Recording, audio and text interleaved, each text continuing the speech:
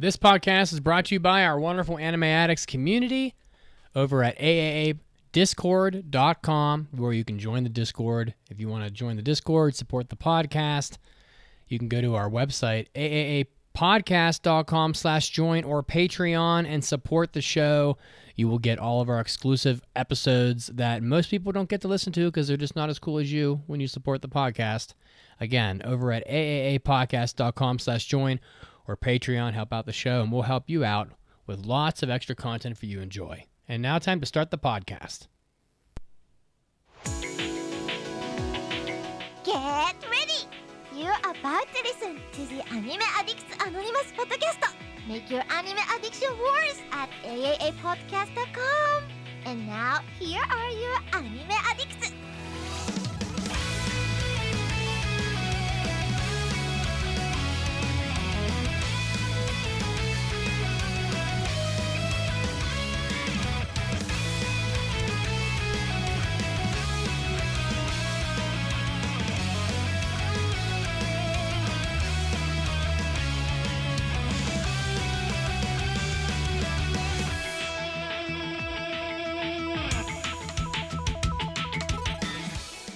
Hello everyone, and welcome to the 731st episode of the Anime Addicts Anonymous podcast.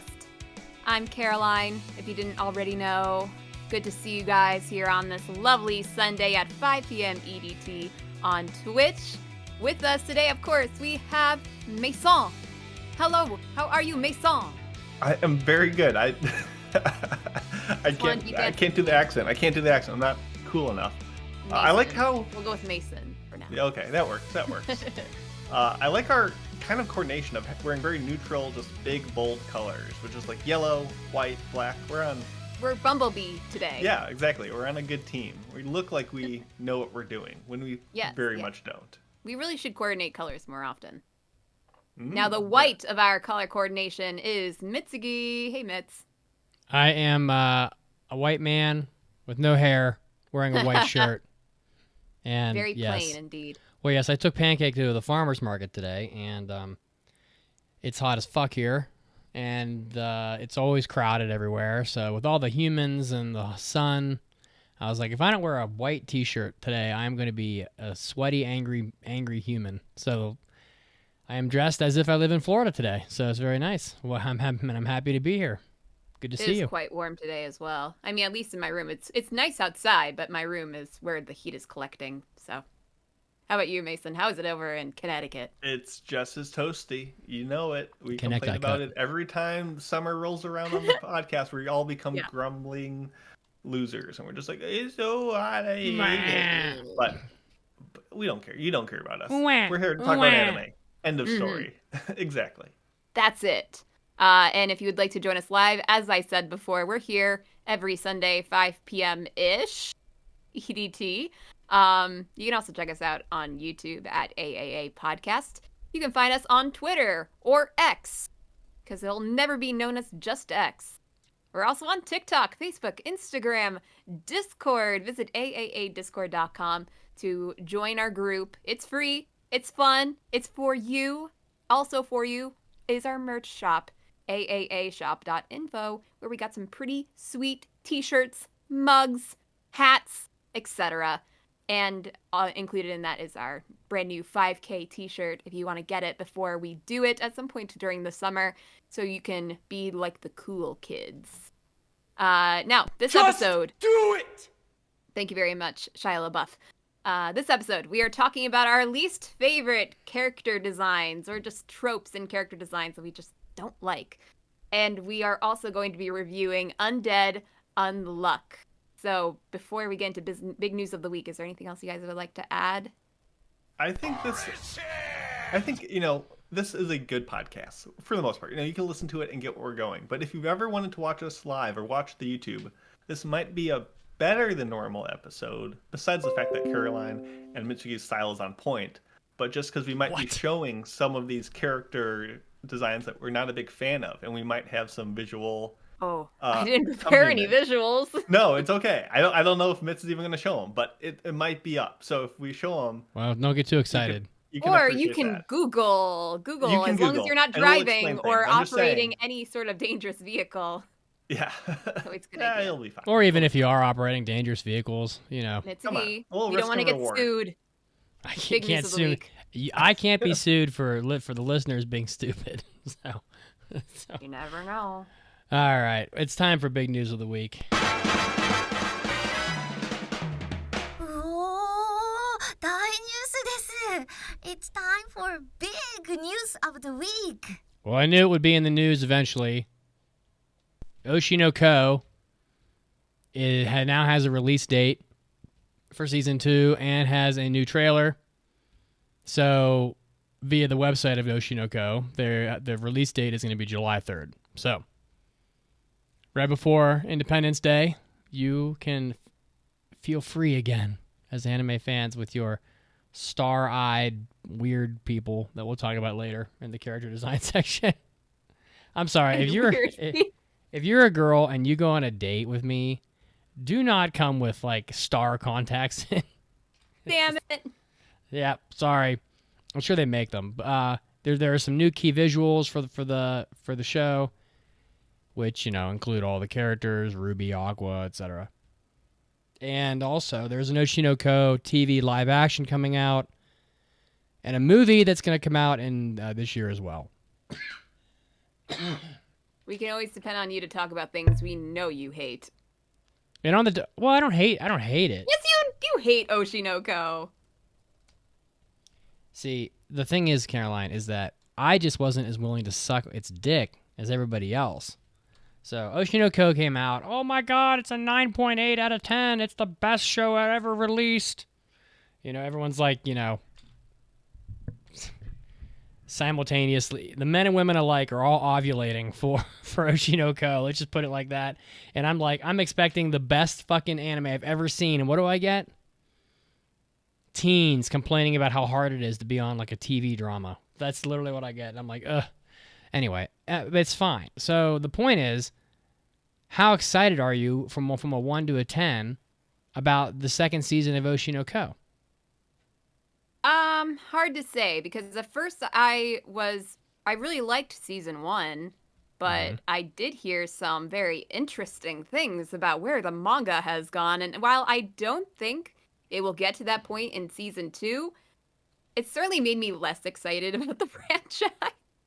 And it's probably going to be something that was really hyped for a season 1, but hardly anybody will talk about for a season 2. And the fact that a season 2 is coming up so soon, and I had no idea that they even had a release date for it yet, I feel like that says a lot. Well, we knew season 2 was coming ever since. Oh yeah, I last knew it year. was coming, It was just but I didn't now know we can around see the when. guillotine as, oh, we're a month away. Like And- Mitsuki was the first one to tell me that it was coming up in a literal month. I thought it would be later this year or maybe even early next year. I didn't know, but the fact that I had to find out now is kind of crazy. Well, so I think you both answered the second question, which was, is it going to be as good as season 1? I mean, are we going to get... Look, I don't read manga.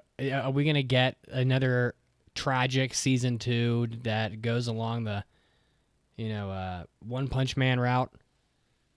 No, I think season 2 No, might be it won't fine. be that bad. It's not going to be that bad. I think it would be...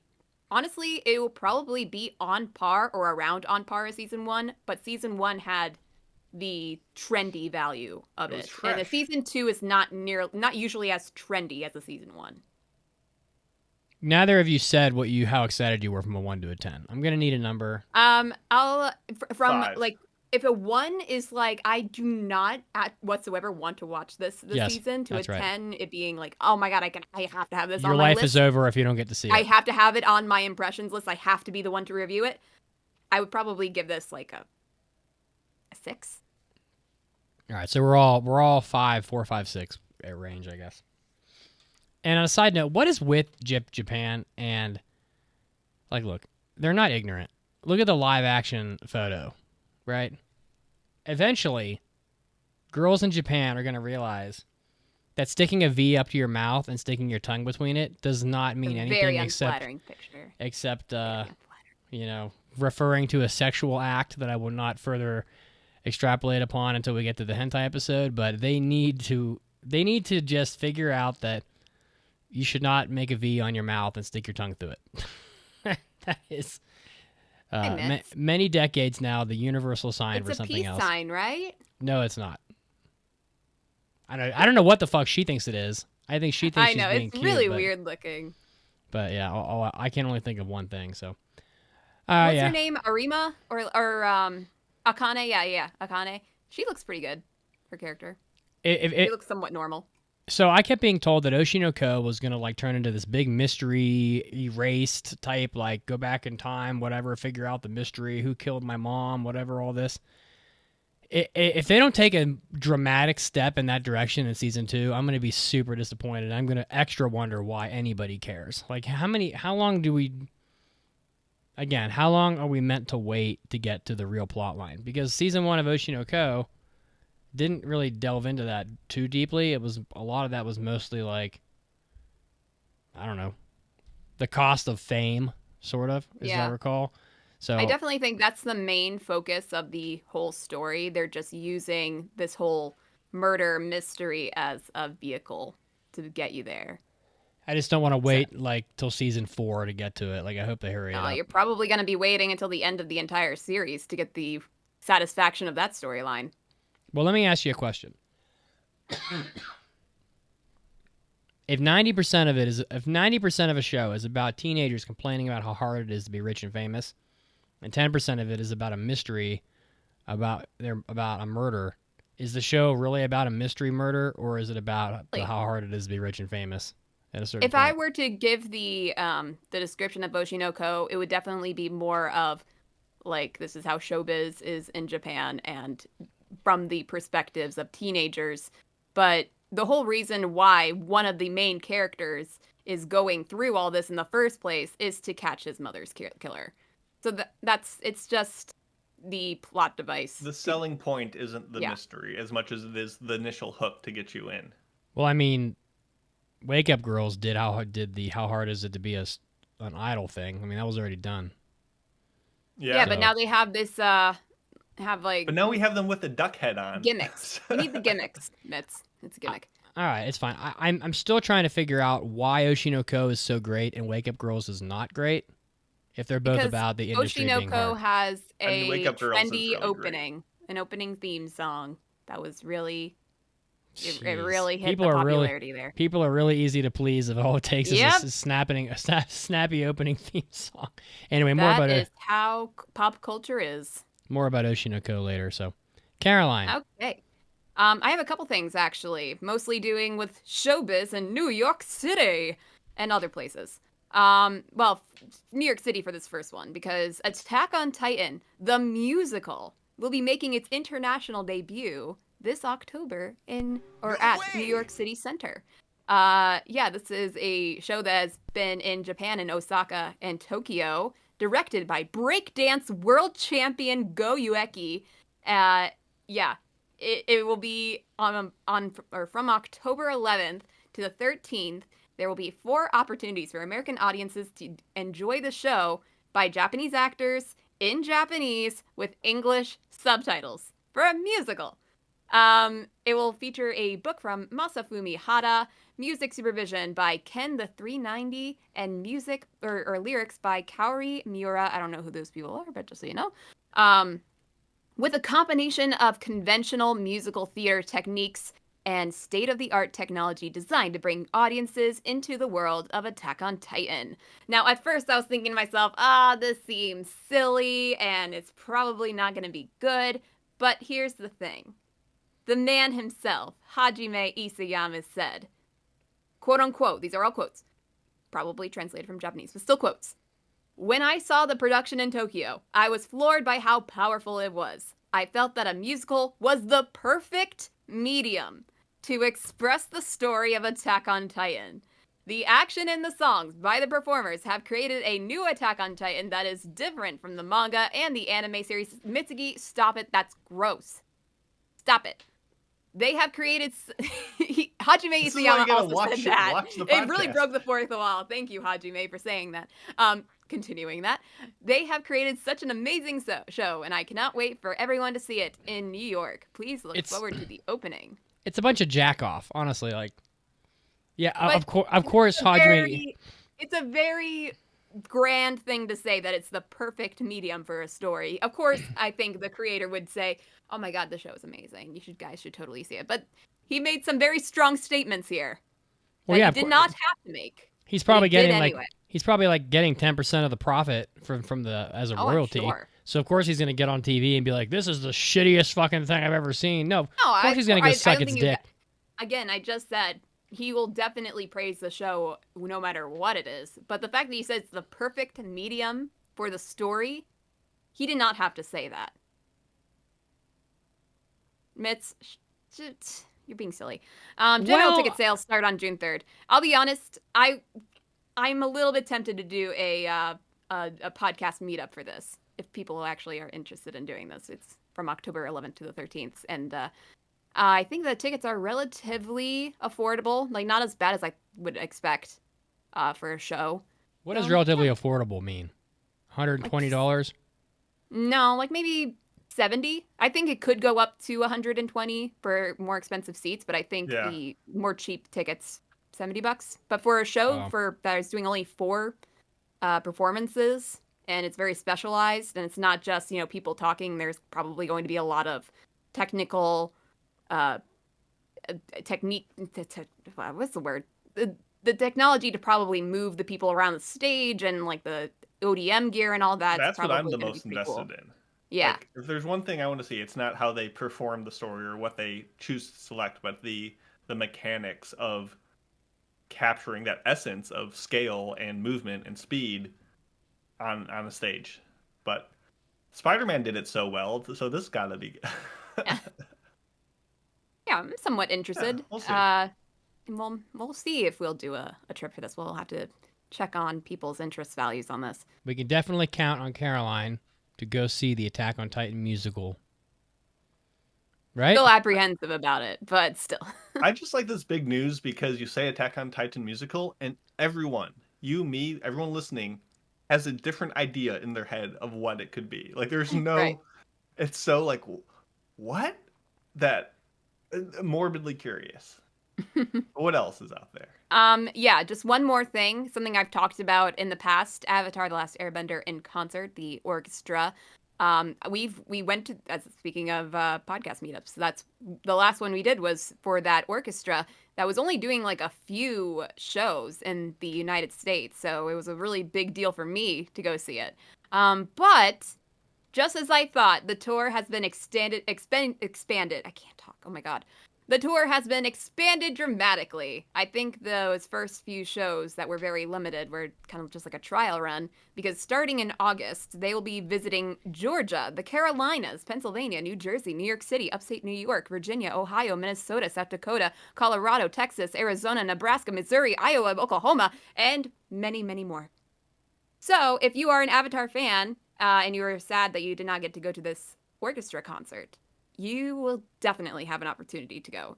I can't say they're going to most states, but there's a possibility they are. I didn't count, but they might.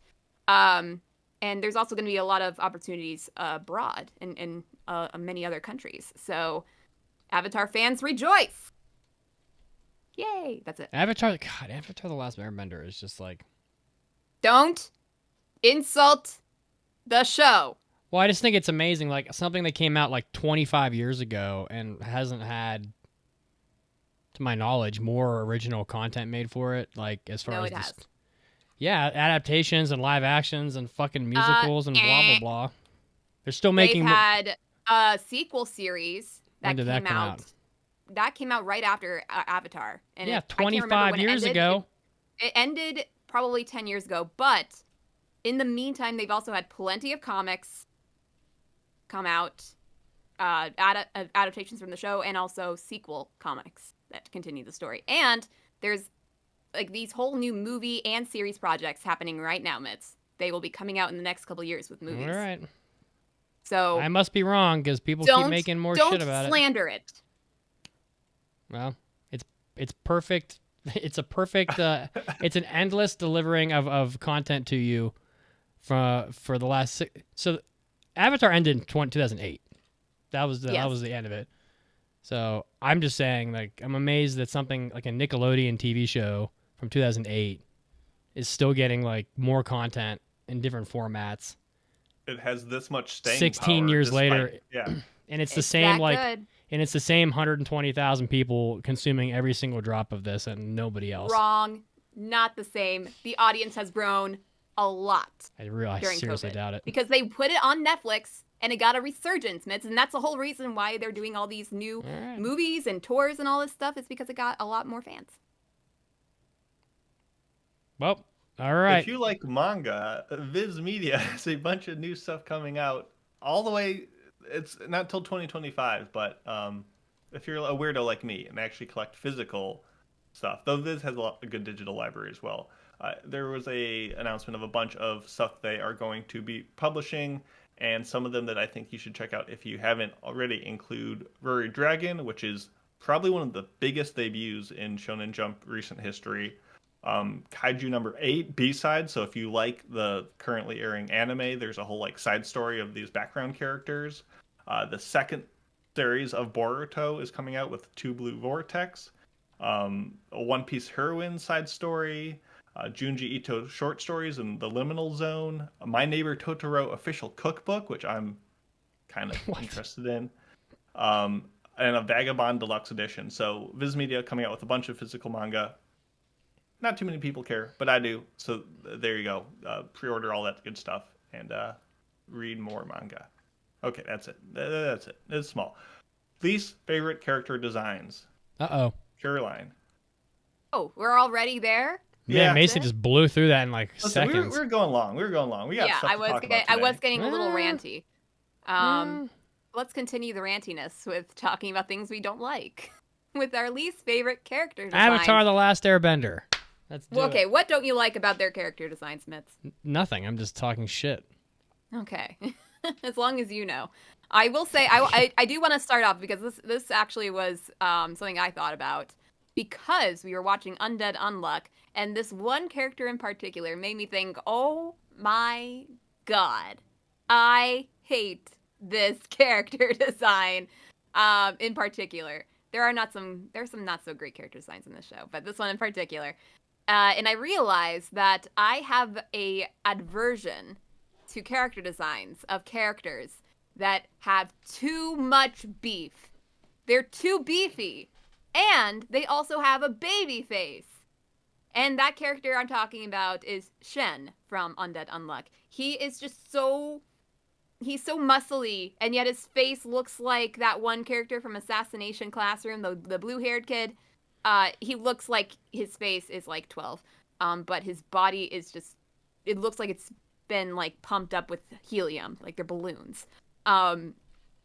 Similar to Tanjiro from Demon Slayer. Whenever he has his shirt off, again, he has a baby face. But when he takes off his shirt, it's like they blew him up like a balloon or one of those crazy things that you see outside of car dealerships and all that stuff. Yeah, I don't like it. And they are voiced by the same voice actor, so that makes it even worse. So you don't What's like your- when they're overly muscular? I don't love it when they look way too muscular. For their That it face. just looks weird. Like muscular characters are fine, but it has to be done correctly, you know? What about the it just- JoJo guys? They're all fucking roided out. in I the can't beginning. say for certain because I actually have not seen JoJo's. See, to me, But they're big. it really drives it home when when they look weird because they have the baby face. I think that's the key. I think they could look weird with muscles, but for me, if they look too beefy if they have a baby face. What do you think of Machio from How Heavy Are the Dumbbells You Lift? That's funny. They 'Cause meant he's like to do right that. on the edge of. He does follow the same qualifications for this thing I dislike, but they did it humorously. So he doesn't count. Okay, he gets a pass. Good is what the answer is. All right, Mitz, do you want to go? Yeah. So, I don't know. I kind of broke this down into different anime that annoyed me in the past for different reasons, and then just like broader character traits that I don't particularly like. But if I had to, if I had to break down, look, I'm no fun, right? So we already know this. In reality, at a party, I'm probably the most fun in real life, but I'm the guy that'll get drunk and, take his clothes off and get wild. Anyway, I don't know. What you like about character design, Smiths? Well, What's I don't the like answer? when anime tries too hard. That's what I don't like. So when they go way outside the box and be fucking obnoxious, I want to vomit everywhere. So when you have like a character, for example, here's a great example. The last Fire Emblem that came out had a character that for some reason had half their hair was blue and half of it was red. But it wasn't like red highlights on blue hair. It was literally split 50-50 down the middle, as if they divided their head in half, like hemispherically, and then colored one of it blue and one of it red. And then on top of that, they had heterochromia in their eyes, blue and red. I'm like, you just look like Todoroki from My Hero. I'm just like, you look like a fucking circus clown, and you don't look. Okay, you look like it's almost like processed food. You know how when you eat like processed food and like Oreo cookies don't actually resemble anything that is actually real food, because it's going through a factory and you've ground it up and it cooked it and smashed it and all this shit. It started out as wheat and sugar, and now it's just like this smashed thing. When the characters in anime look nothing like actual humans at all, because they look so fucking ridiculous, whether it's having just giant oversized eyes, ridiculous body proportions, like even like Lupin the Third, like old Lupin the Third is annoying. I like Lupin the Third, but like when they look like fucking Gumby, like it's a little much. But especially today, it just gets worse and worse. Where now it's like every character has to have star eyes, like Oshi no Ko, or swirlies in their eyes, or fucking multicolored hair, or like one eye is red and one eye is yellow, it just becomes too much. Like you're trying way too hard to make your characters look interesting in really low budget, low effort ways. Like, oh, I'm not going to spend a bunch of time designing a gorgeous outfit for a character so that they wear it for their character design. I'm just going to be lazy and be like, oh, well, we got to make them memorable, so let's just make their eyes 5 different colors and make one eye have a fucking star in it, and it's just, I don't know, it's just ridiculous. So I'm no fun, so people will be like, oh, Mitz is just no fun, he doesn't like anything. It's like, yeah, okay, well, when I see someone in public with like half their hair pink and half of it blue, I don't like that either. So I don't know, but I see that everywhere in Denver, so I don't know what to tell you. But the first example would be Amnesia, which I've talked about before. And the reason this anime is just bad, so no one's going to defend it. But there's a lot of like obnoxious, multicolored hair accents and overly pretty boys that all look the fucking same except for their hair color. But that would be a good place to start. And there's a lot of anime with like obnoxious hair colors in it. But yeah, so I'll just start with that. Amnesia's got really bad character designs. But no one's going to defend that. Todoroki and the Haruka, the guy from Windbreaker, right off the bat. Oh, I mean, like My Hero is actually on my list. For I think I had it on the list. Yeah, I did. His characters hate in My Hero. did not stop with Todoroki. No, actually, actually, My Hero's on my list too.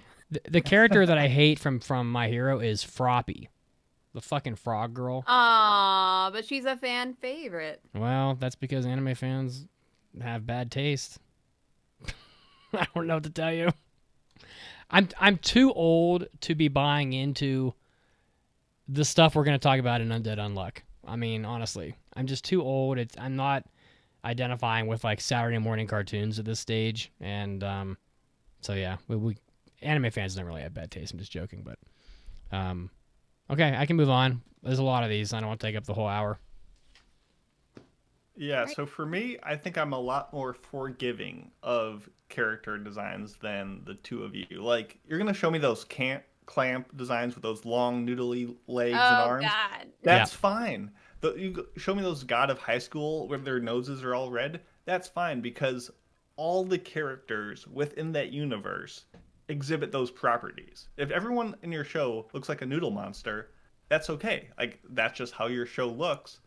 And I can digest that. The biggest issue for me when it comes to character designs that irritate me are cohesion. shows that have almost all the characters looking in one particular style, and then one or two that don't fit the mold and are so just distractingly, like Mako was looking at me, just like doesn't fit, and you're like, why are they like that? Why does this not work? And so kind of cohesion is the main theme of what makes a character design not work in my mind.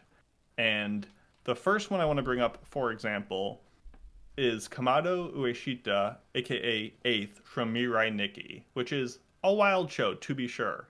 And you can have wild character designs in wild shows. Just look at like some of the character designs from Prison School. You know, they have ridiculous earlobes, massive breasts. Like, they're all just so cartoony, but they're a consistent sort of cartoony.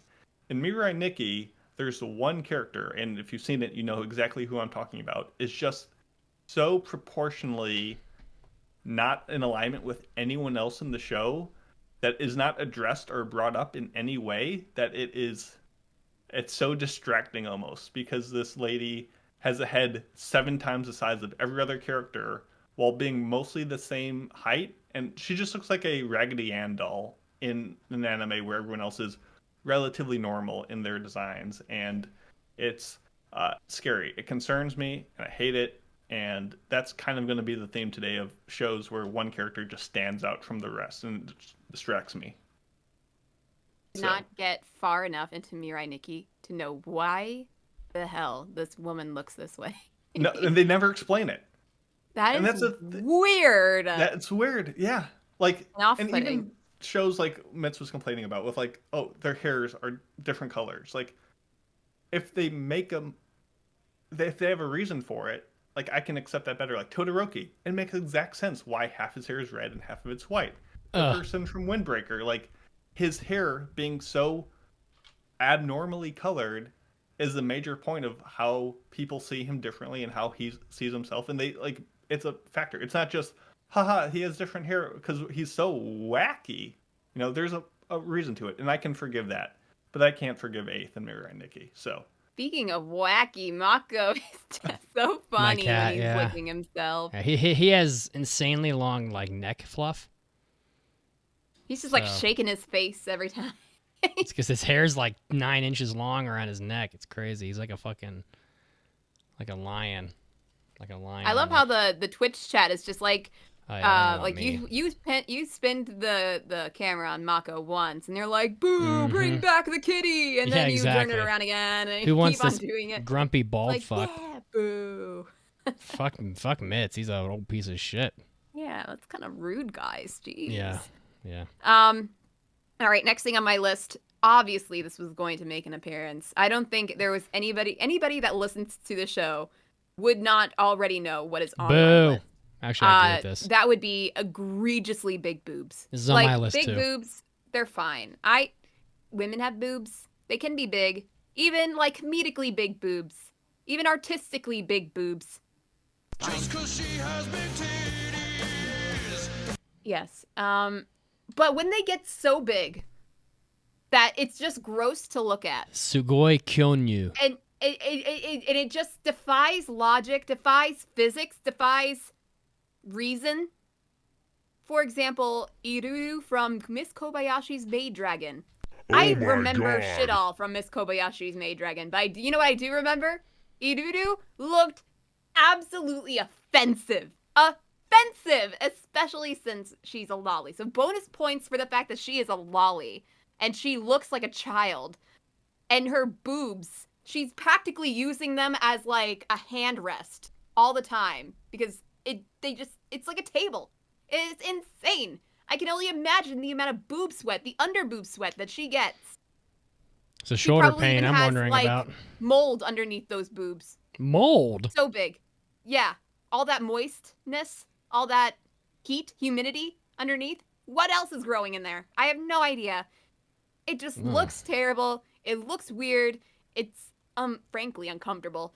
Especially in the case of Mr. Kobayashi's Dragon Maid. And there's many other examples I could pull up here. But she is the literal poster child for this idea that I absolutely hate seeing. She was on my list, too. I mean, yeah, it's silly. Honestly, it's not so off-putting to me in the fact that there are giant breasts, because that's just anime and a lot of the time. But it's more like the fact that she's a little kid. I mean, that anime was just offensive. Honestly, Kana Kamui, the little girl, Yeah. like the 4-year-old, as I recall, had like panty shots and shit, and I'm like, come on, like. I don't know how that show got to be so popular because for the longest time I heard about this show, I never saw it. I never saw season 1. But the fact that that show in particular got so popular just in general conversation. It is popular. Still is. I don't get it. Yeah. But Well. Mason did send me something that the Twitch chat recommended I check out. And that is definitely another example of just weird. The chat weird. wanted to see her reaction to seeing Aiken, this terrible OVA of just epic opie proportions, and it's definitely if everyone in the show looked like that Dragon Maid character, just backpaint the anime, and that yeah, definitely looks like it. I mean, All I don't know. right, I don't know what's so yeah. wrong with Aiken. I mean, it's a masterpiece. I mean, at a minimum. So, I don't know. Well, it had to make the list, honestly. And actually, if you Google terrible character designs, this anime is on almost all of the lists. And that is One Piece. I guarantee you, if you Google anime with bad character designs, it will be on the list for sure. You know, with how often you bring up One Piece, one might mistake you for a fan. I know nothing about One Piece and don't give a shit. Someday I might watch it, but the reason why I haven't watched it is because the character designs in One Piece they're just, I don't know. I mean, honestly, they look like, they're just, so, all right, I have a way to describe this. And I think I had it written down too. When the characters' faces look like caricature drawings at a carnival, it's an issue. So One Piece has characters with red clown noses. They've got noses that are extremely long and pointy like Pinocchio. We've got anthropomorphic characters. Probably Luffy's the most normal looking out of all of them. I'm extremely irritated by, the fuck is the little bastard's name? Tony Chopper, just generally speaking. And not only are the faces bizarre in their traits, but the women in the show are unbelievably strangely drawn in their body proportions. So I know this because I had looked up. I was trying to look at pictures of like Nico Robin and whatnot for the waifu war, and Nico Robin, she's got the Gumby legs. I don't know. She looks like a large sized Jet Puff marshmallow with toothpicks sticking out of it for arms and legs. That's what she looks like most of the time. And I'm not sure about Nami, but yeah, One Piece, it just doesn't jive with me. Every single time, and I like the concept of One Piece, honestly. I don't mind the like bounty hunt idea. You know, a lot of video games have bounty hunting in them, and they're really quite good usually. But just looking at the list of characters here, you got Jinbei, who looks like a giant blue slime from Dragon Quest with like walrus teeth. You've got Frankie, who looks like Frankenstein. I don't know how else to put it. With a chin, who has 3 chins. Brooke, who's a straight up skeleton. Usopp, who has the Pinocchio nose. And it goes on and on from there. So it's just, I realize that's just his art style. Obviously, people don't really care about it. They must like it. I just find it obnoxious. And, and hard to take seriously. That is definitely not a new conversation in One Piece fandom. That even if you're a fan, some of them just don't like the character designs anyway. Well, just to play the other side of the fiddle, I think like mechanically his character designs are good. You know, they all have distinct silhouettes. They all have distinct. They're not overly complicated with 17,000 bells and whistles. Like for having such a big cast, it makes sense that he has so much range to play around with. It's a little too sandboxy for a lot of people's preference, but I personally don't mind it. It's silly, and I don't like the same body syndrome that all the ladies have in the way that we'll talk about later with Demon Slayer and some other shows, but overall, they're fine mechanically. They just are not to everyone's taste, and I get that. Yeah. Mason, Yeah, Mason, you're up. Yeah, what's that? what do you want to talk about? Since we're complaining about ladies, let's keep it going with the Dr. Stone women. Oh who- God! Oh no, I forgot. I didn't even I put that on my list. I should I have. like the designs of Dr. Stone for the most part. Like some people can be upset with like Senku's two-toned hair. I'm fine with that. And for the most part, the characters look fine. But something about how the anatomy of the woman is, and I don't know if it's like years and years of inbreeding or what, but the way that their eyes are just trying to be as far apart from each other as possible always kind of concerns me. And I don't know, it's like the shape, the anatomy of the quote unquote female character face in however that man draws his ladies, just they don't work for me. They don't work for me, and I don't like it. Yeah, it's their character design and their outfits. I struggle to find like their outfits in this show that I like, and I know it's like a primal world of whatever. The high heels look so impractical and uncomfortable and weird, especially when a lot of the women are fighting in this show. The dresses just look so not cute. I know that sounds so superficial, but it just altogether uncomfortable to look at. I would hit. I know you would, Mitch. I mean, yeah. Listen, sure. I've met Boichi. He's great. I love his work, but man, oh man, those eyes, they look deep into your soul and past it because they're so far apart. But yeah, that's my complaint with them.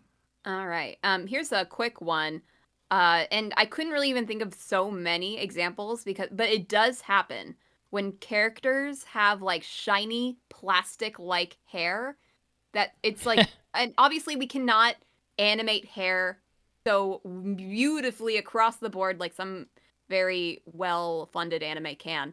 But when you have hair like the characters in Asteroid and Love, that was the one thing I can remember that did this hair so, like, it looks like you can knock on it would make a sound. And it just so unmovable, so just weird looking to me. So that's a short one. But another short one, Shark Teeth. What have I said? Shark teeth? Shark Teeth. Ooh, ha, ha. Ooh, haha. Yeah, I agree with I can this get one. used to shark teeth sometimes. But just in general, whenever I'm introduced to a character and they have shark teeth, I am immediately turned off by them. And sometimes Yeah. I can bring it back. Sometimes I can You're overlook right. the whole shark teeth thing. But it's just such an immediate turn off. You're right. What You're is right. worse for you, Caroline? And Mitz, you can answer. The character opens their mouth and you get full rows of incisors, just shark teeth all the way down, or the shark fang one tooth that sticks out.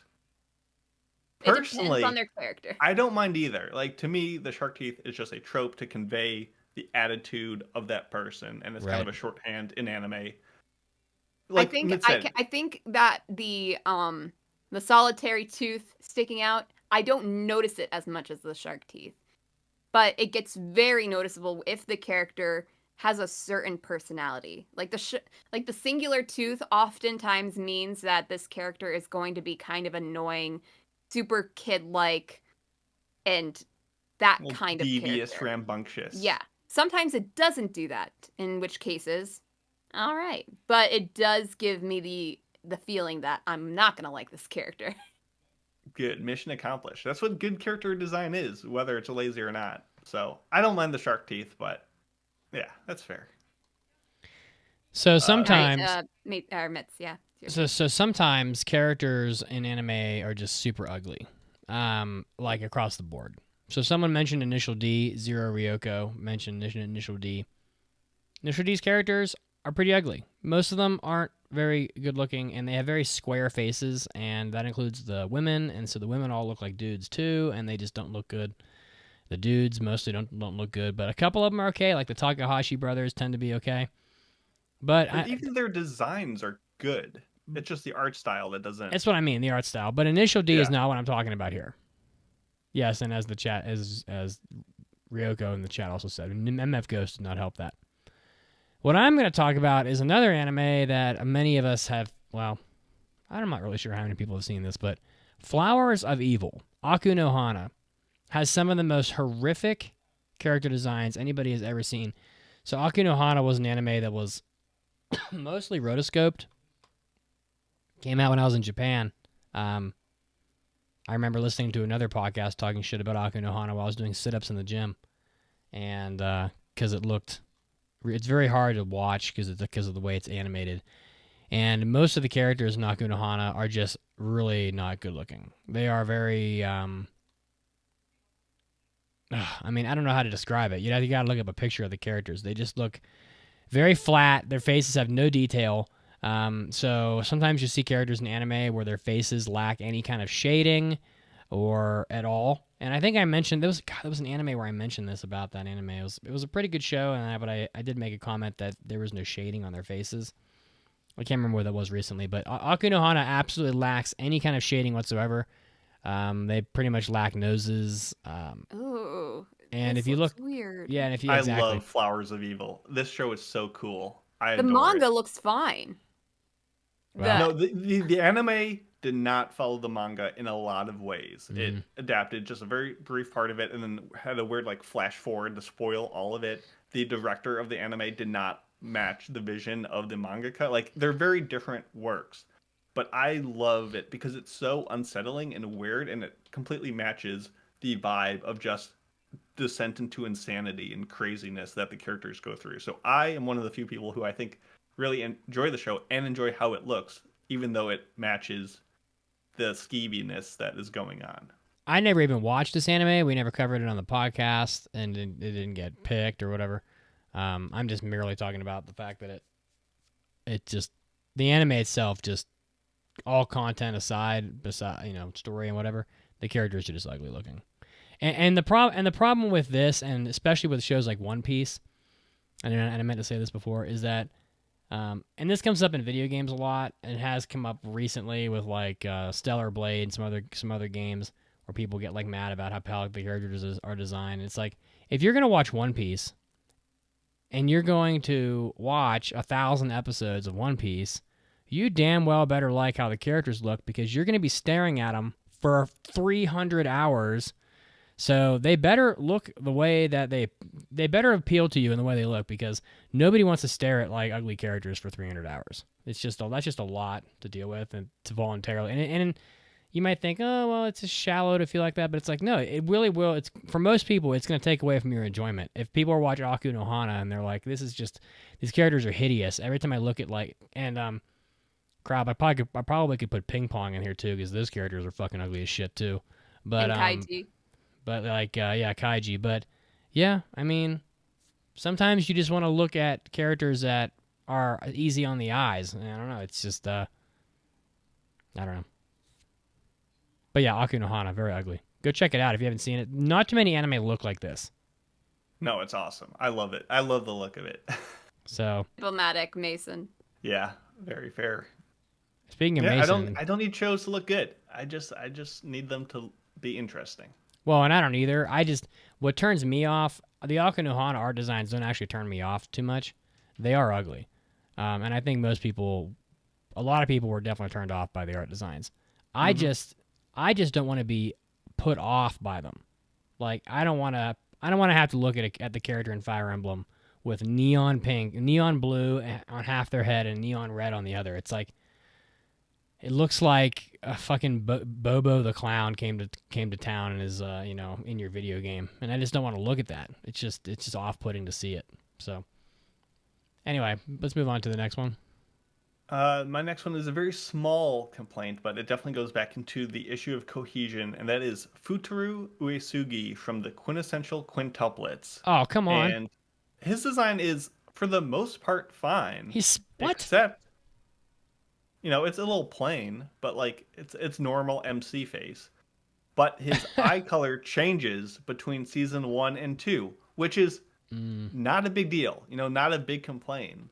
But overall, and I get it, studios change, whatever things, like the terrible Devil's a Part-Timer, like that season 2 looked so much worse than season 1. Yeah. But like, it's fine, whatever. Here, they're making a very clear change in just like the color of someone's eyes, which usually don't change too often. I guess it is anime, but no, come on, where's the cohesion? Make up your mind. I get that it's to match the original intent, but come on. Yellow eyes did not look Didn't good, do 'em especially justice. coming from Blue. Yeah, I was looking at him and I'm like, step down. I think initially I watched only one episode of that sequel season, and I was immediately turned off by the eye color change. That I put it down for I think 2 years before I finished that show. Is this an egregious sin? No. Like, does it impact the story or the message the show is trying to get across? Not at all. But it is something that just kind of grinds my gears a bit, and I wanted to call it out. Grinds his gears. It does. Wow. Throwback. It razzles my berries. Oh, baby. All right. While you guys were talking about Aku no Hana, I looked up the characters, and it actually reminded me of another gripe I have with character designs. Again, with teeth. Individually defined teeth. Like, if a character has teeth that they drew in the lines, like, and they look like normal teeth. Like Ghibli but teeth. Yes. So you give Ghibli a lot of time. Like yeah, Totoro? only yesterday. They did that. Only yesterday. Totoro also, you can see his big old molars back there. And if they're just smiling like normal, like, it's fine. Like it should be fine in normal anime, because they would just, make it a white block usually, or they're just very subtly made. But if they individually make the lines of the teeth, you've taken me out of this style of a medium where anime typically does not do that. It makes me uncomfortable. But that's a quick thing.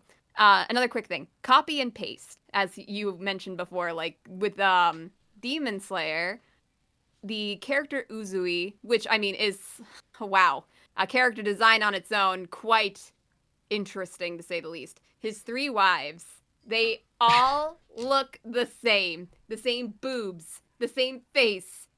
Oh, the man has a type. The man has a type. Yeah, same height, same shape, everything is the same except for their hair color and their eye color, basically. It's just, yeah, that kills me. It kills you. It kills me. I have 2 bigger chunks to talk about. Do we have time to go through those, or? I think so. I thought you were also going to mention how Nezuko also, when she ages up, also transforms into having the same body syndrome as the wives. Oh, really? I didn't notice, but yeah, you're probably right. She got some big old tatas. The generic, we need to draw these characters for teenage boys. What are we going to... Yeah. Anyway. Yeah, go for it. I mean, do you guys have more? You guys probably have more you want to talk about. So, Mason or Mitsuki, would you like to go? Well, much to Mason's dismay, Kill la Kill. Great designs. Absolutely incredible designs. Well, some of the outfits in Kill la Kill are a little, I don't know. They extreme. Yeah. They, at times kind of take over the show in a way, like, are at times unnecessarily sexual, I feel like, particularly. You mean in a way that the show is literally making commentary about? Mm-hmm. Yeah. Okay, so it fits. It actually fits what they're trying to do. I think we found a soft spot for Mason. You know how when you buy a piece of fruit and you're like, where is the soft spot on this peach? Mason, his soft spot is Kill la Kill. Kill la Kill just has a lot. I don't like fan service. And this is fan service the anime. So, why do you like it, Mason? Well, because the show is about fan service. The show is, the person puts on the skimpy clothes and is embarrassed, and people remark about how the clothes are skimpy. Like, that adds up. That works. That's okay. You don't want someone to be like, I put on just shorts and they're skimpy, and like, you can't have the same message. I get it, but come on, it's good. Yeah, I love my little Shadow the Hedgehog. Yeah, she does look like Shadow the Hedgehog. I mean, I think your mileage will vary with Kill la Kill, because some people like Kill la Kill and some people do not like Kill la Kill, and some people don't even know what the fuck we're talking about. But I find the designs to be annoying. And I hate Mako Monkan Shoku for the fiery passion. She's probably one of my least favorite characters I've ever encountered. But you named your cat after her. No, I named my cat after the Mako. No, I know you didn't. Everybody knows what the real Mako is, but at least you wouldn't say that Mako's design is bad. You just hate her as a person. Yeah, but mostly, yeah, I hate her as a person. Her design is very plain compared to the other ones. She's just annoying because she's basically a screaming 8-year-old the entire show. And yeah, but I don't need to go on and on about it. But Kiliko does have some pretty weird designs, and sometimes anime's eccentricities just will not jive with you. So whether it's about the clothing or not, they also look bizarre a lot of the times in just how they're designed and their faces and hair.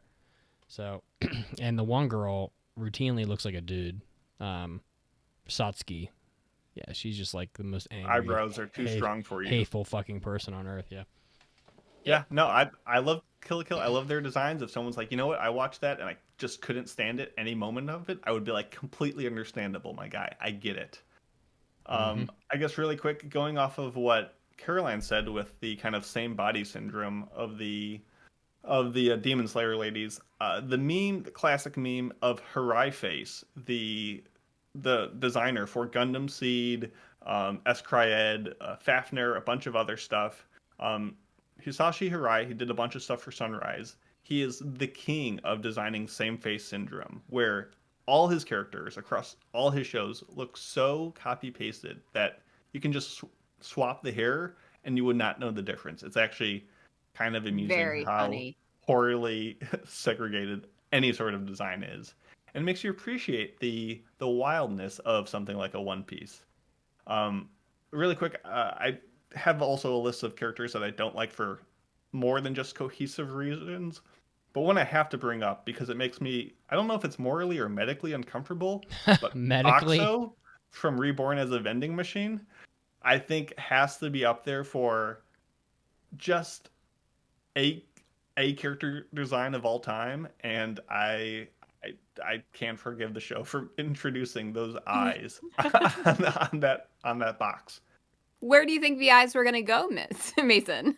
I don't know. I don't think they needed to be anywhere. I don't think we needed that. I don't think we needed the show, but I wanted the show to be something other than what we got, and yeah, Boxo, man, Oh, that's Boxo. pretty rough.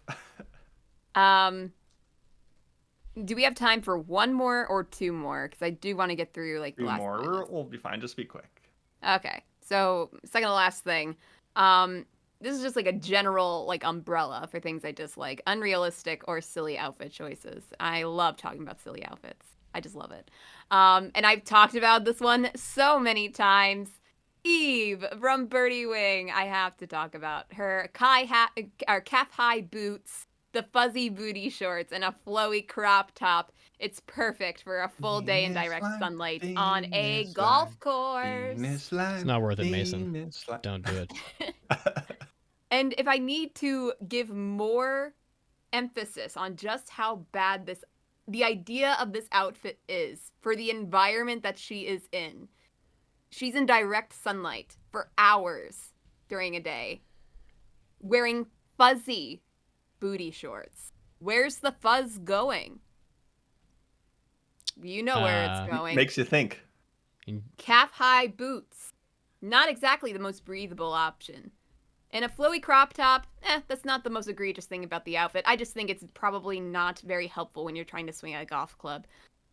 Just overall, what an outfit to be wearing for so much of the show in this environment.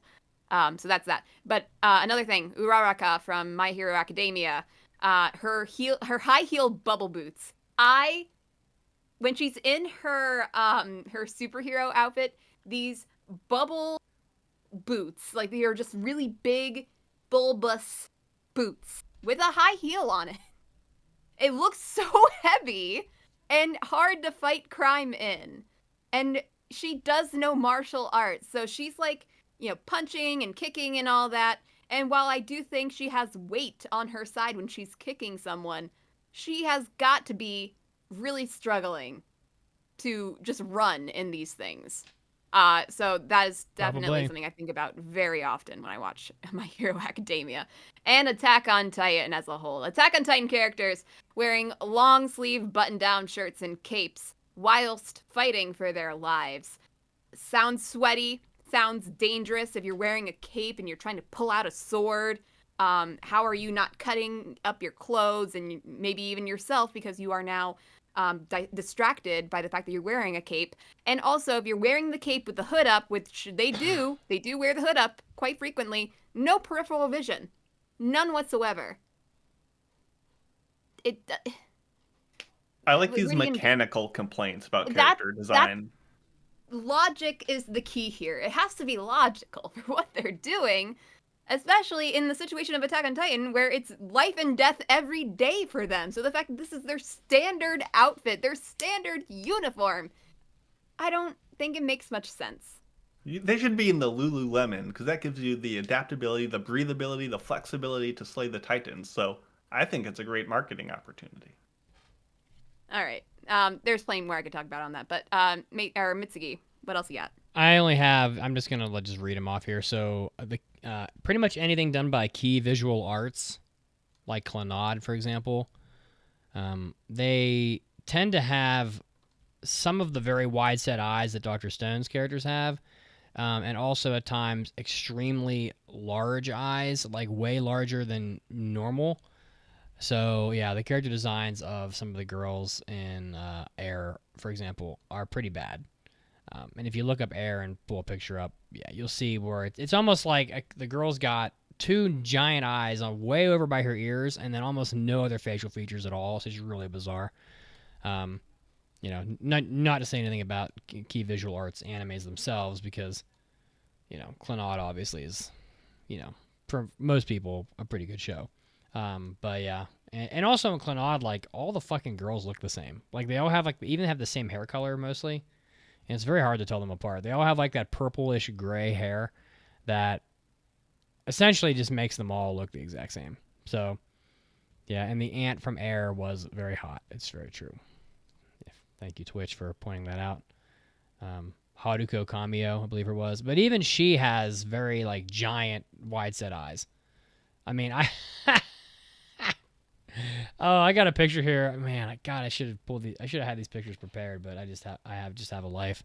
So how dare I? I really want to pull this picture up and just like show on the Twitch how fucking bizarre this like girl, the ant from Air is. And I'm gonna try to pull it up, but Mason, I don't know if you have anything else. No, I think everything can be done. No one needs to hear me rant about Ash Ketchum, but Caroline. No, I actually really need to know about this Ash Ketchum because he's one of the most iconic characters. I need to know what you don't like about him. Yeah, let me post it in the chat so people can see. So if you click on, it's a kind of like a lineup, like he's about to get arrested, of a bunch of Ash Ketchums throughout different styles of different Pokemon seasons, and for the most part, Ash Ketchum is fine. The design horsepower of Pokemon is definitely in the creatures more than the blocky, square-faced characters. Like, that doesn't bother me too much. Obviously, Ash is pretty consistent for the first 2 decades he's been around. He gets some pretty baggy pants in the Diamond and Pearl era, but that's just a, function of the style of the time. But they're so in these days. In 2016, my boy Ash Ketchum starts going to the Sun and Moon era, and he just undergoes a glow down of epic proportions. His pants turn into capris. He loses his gloves. His hat is more cocked to the side. He's happy, even though he's still not the champion. Come on, my guy. Keep that frown upside down. And his just hair, his face, it just becomes too warbly. And listen, if there's a fan of warbly anime, it's me. I'm the king of the warble. But this is not Ash. This is a child going like as Ash for like Halloween. It's not our boy. And they did him dirty, and they did him so dirty, in fact, that the next year you can see they drastically reverted courses back to an OG design because they knew that was a mistake. So Sun and Moon Ash Ketchum, weak, really bad, big sad. Are we not going to discuss how they made Pikachu slimmer? Is that also? He changes though. Like you learn, you become stronger, you tone up a bit. Like I get it. You have that growth and development. Like I don't mind Pikachu. I mean, Pikachu's a phenomenal design even if he's not as chonky and mouse-like as he used to be. So I don't mind him. But Ash, Times are tough. what are you Food's doing? expensive. Can't What are eat you as much doing, as you my used guy? to. He's just happy that he's finally like on a Especially when vacation. you're a 12-year-old and you're practically, just struggling to survive. Obviously, you're going to have to not eat as much. I mean, Ash Ketchum has daddy issues. I mean, obviously. I mean, his mom didn't love him. She threw him out of the house.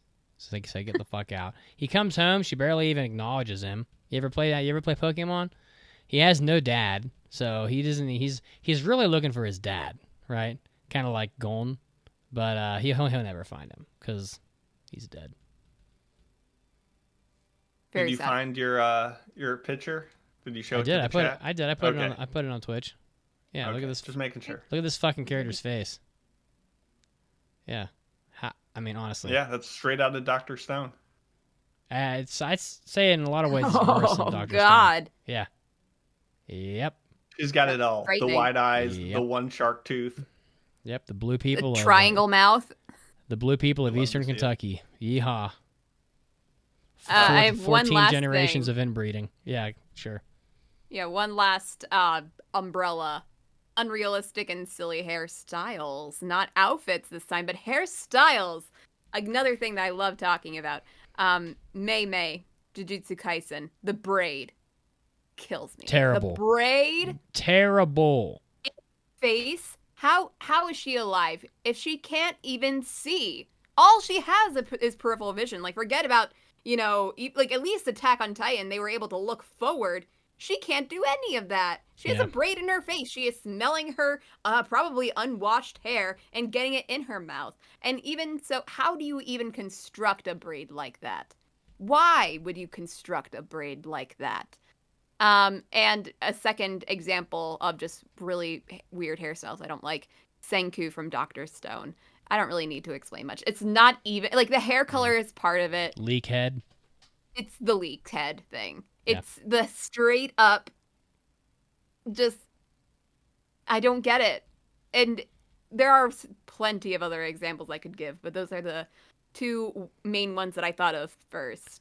I actually dislike most of the character designs from Jujutsu Kaisen. They're all either like wearing the same fucking outfit because they're in like a uniform, or they look like a lot of the characters how they look in Undead Unluck, like just ridiculous. Like you got guys with fire coming out of their head, or fucking headless horseman throwing his pumpkin head around. Like I don't know, come up with any kind of like ridiculous nonsense you can. So giant pandas, walking around. It's it's just silly. So yeah, This I is got nothing coming else. from the bald white man wearing a white t-shirt. So Well, I don't the have fire epitome of coming out of my bland head. currently. All right. Well, this went Okay. long. No, but it was necessary. Let's head into our in-show weekly trivia question. What is the name of the roundtable organization in Undead Unluck? We'll give you the answer after the news break. Oh, that is not the trivia question I put in there, so Mason must not have liked it yours very was much. a little loose. And What fast. was it? It was how old is Andy in Undead Unluck? Which it's a very metaphysical question. Well, people get bonus points if they get Yeah, that one if they get correct. that We right. won't give you the answer, but you'll get a bonus point. We'll give you the answer. Oh, we do have the answer? I thought it Yeah, was we do have the Well, we answer. know it. Oh, Here we okay. go. Yeah, But- we're smart people. All right, You news can break. figure it out, Caroline.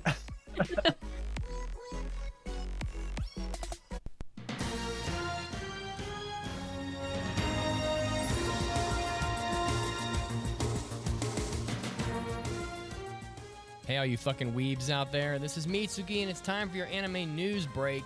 Starting with Visual Novel 9 getting a TV anime published by Palette. This game, this romance visual novel, which I like to call a porn game, was released in 2018 in April.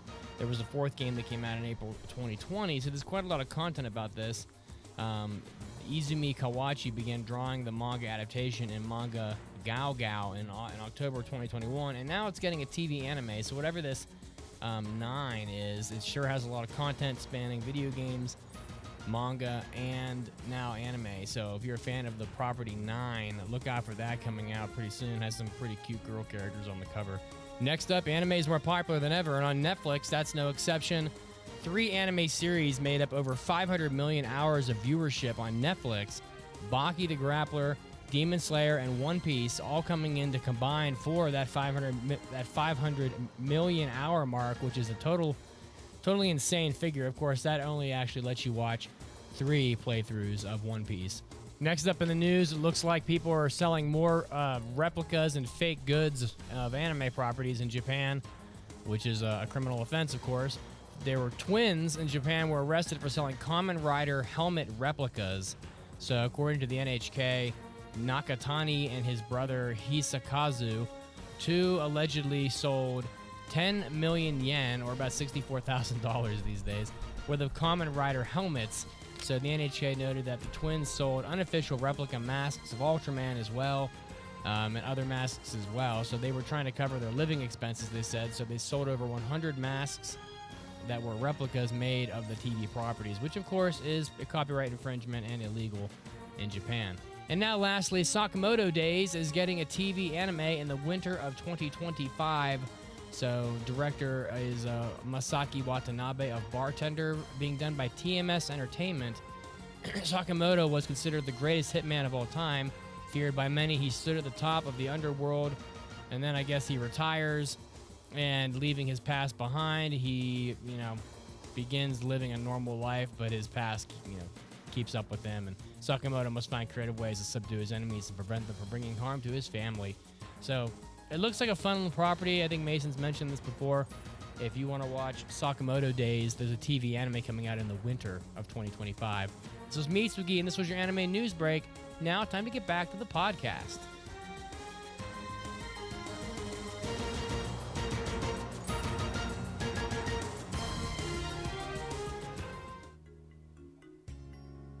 Hey, Anime Addicts. Well, I bring this message to you every week, but the podcast does need your support. We do our best to keep this show running every week to get you entertained throughout your busy work week. But hey, things are expensive and we need support. So if you want to help out the podcast, do a good thing, get all of our bonus content, you can go to aapodcast.com/join or patreon.com. It does help us out a lot. We do have quite a lot of expenses to keep this thing running, mostly IT-related expenses. But we do appreciate everything you can do for us. If you can't afford to offer any money to the podcast, you could at least tell a friend about the show. But if you do support the show, you're going to be getting our hentai episodes, our hobby addicts, and our after parties, where we do keep you updated on what's going on in hentai. We do get a little raunchy sometimes, and we do talk about what our hobbies are in our personal lives, which usually results in a lot of movie and video game talk. So if you're interested in all that, aapodcast.com/join or Patreon will get it to you. Help out the podcast, and we'll continue carrying you as well.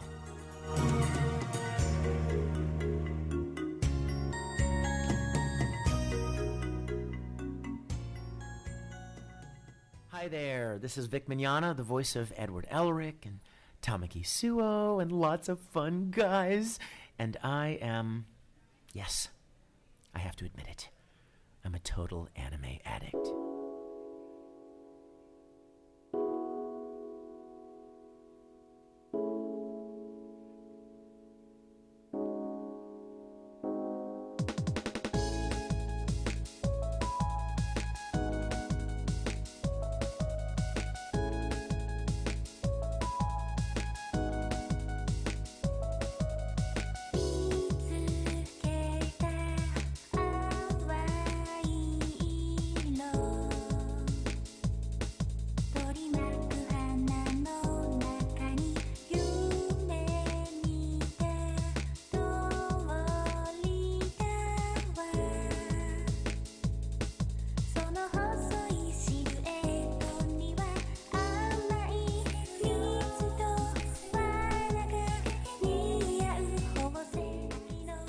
Welcome back to the podcast. When we left you, we had a trivia question. The question was, what is the name of the roundtable organization in Undead Unluck? Wow, who would have thought that the organization would also start with un? They're nothing but not consistent, It's onion. That didn't make any sense. They're nothing but consistent. Unfortunately, this unround table, unorganization's unname is union, aka union. There you go. Oh, and Andy's 200 years old. Depending on how you classify his age. Yeah. Like Andy himself is like his personality is like 200, but his body is like a couple billion. Yeah. Billion. Yeah. Well, we'll get into spoilers later. Yeah. Yeah, that very much tracks with Yeah, speaking of spoilers. Do we want to skip Unexplored Pictures? Because we're going long again? Nope. I need to hear about this X because this movie's not good. Get your popcorn ready. It's time for Unexplored Pictures with Mason. Okay, we'll do a speed round today because this is normally the segment where I talk about new or unknown movies that most people haven't seen. I was planning on discussing the freshly baked My Oni Girl movie that came out on Netflix like a week ago, but honestly it was just kind of fine and it was so safe and underwhelming to inspire a proper breakdown on the show. So I decided to go a little retro and review the 1996 movie X. This is based on the 1992 manga on hiatus from the legendary group Clamp. And this also had a 2001 24-episode anime series.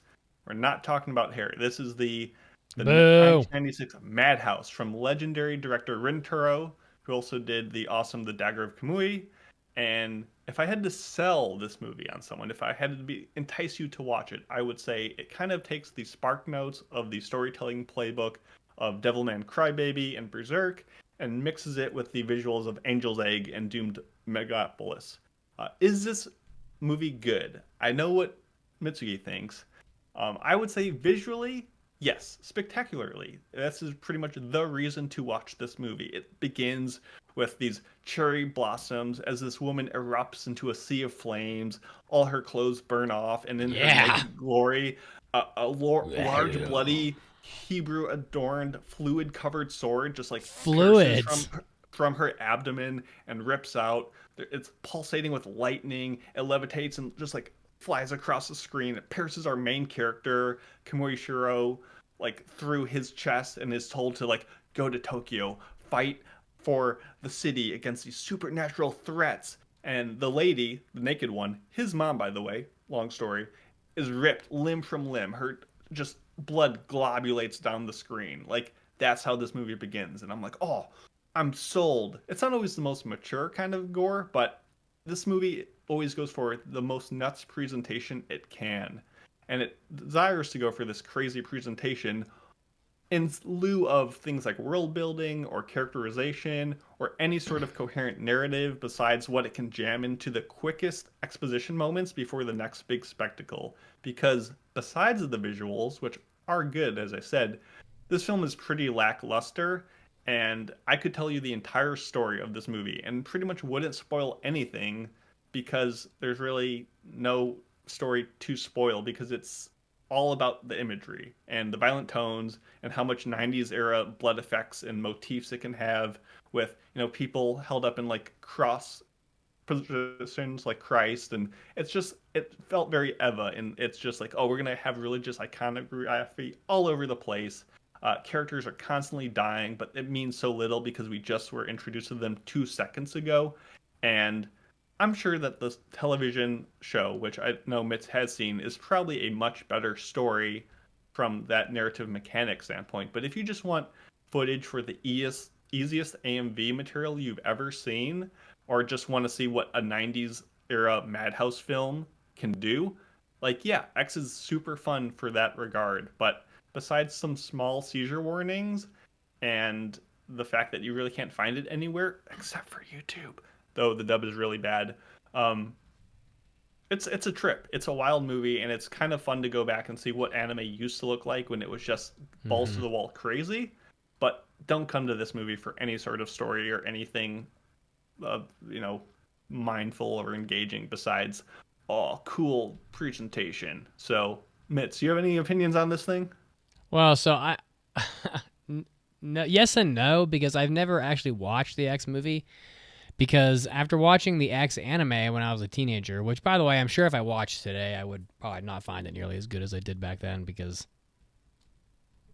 It's just random battles. it's just people fighting. Yeah, it's basically like low-budget Fate, Stay Night. It's like, oh, we're just gonna. That's a good way to put it. I'm just going to encounter you in the city, and now we must fight because I am a dragon of Earth, and you are a dragon of Heaven, and now we must fight.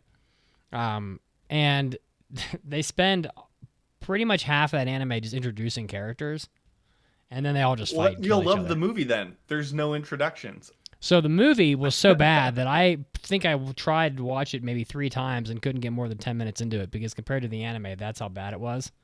And I'm big time Sorata Arisugawa fan.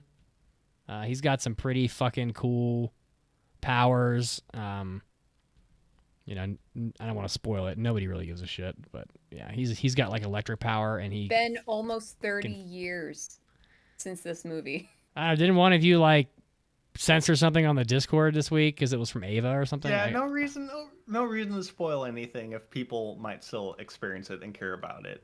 There's a lot of characters in this anime. There's characters that have the power of lightning. There's characters that can control animals. There's like artificial humans. There's all sorts of shit. But yeah, it's not. I mean, it's fine. Chobits is probably. I don't know. I'm not sure if Chobits is the best clamp property. Is Cardcaptor clamp? I think it is. Yeah. Chobits is better than X, but we can move on. Nobody cares. Mailbags. It's time for an almighty anime mailbag. Anime.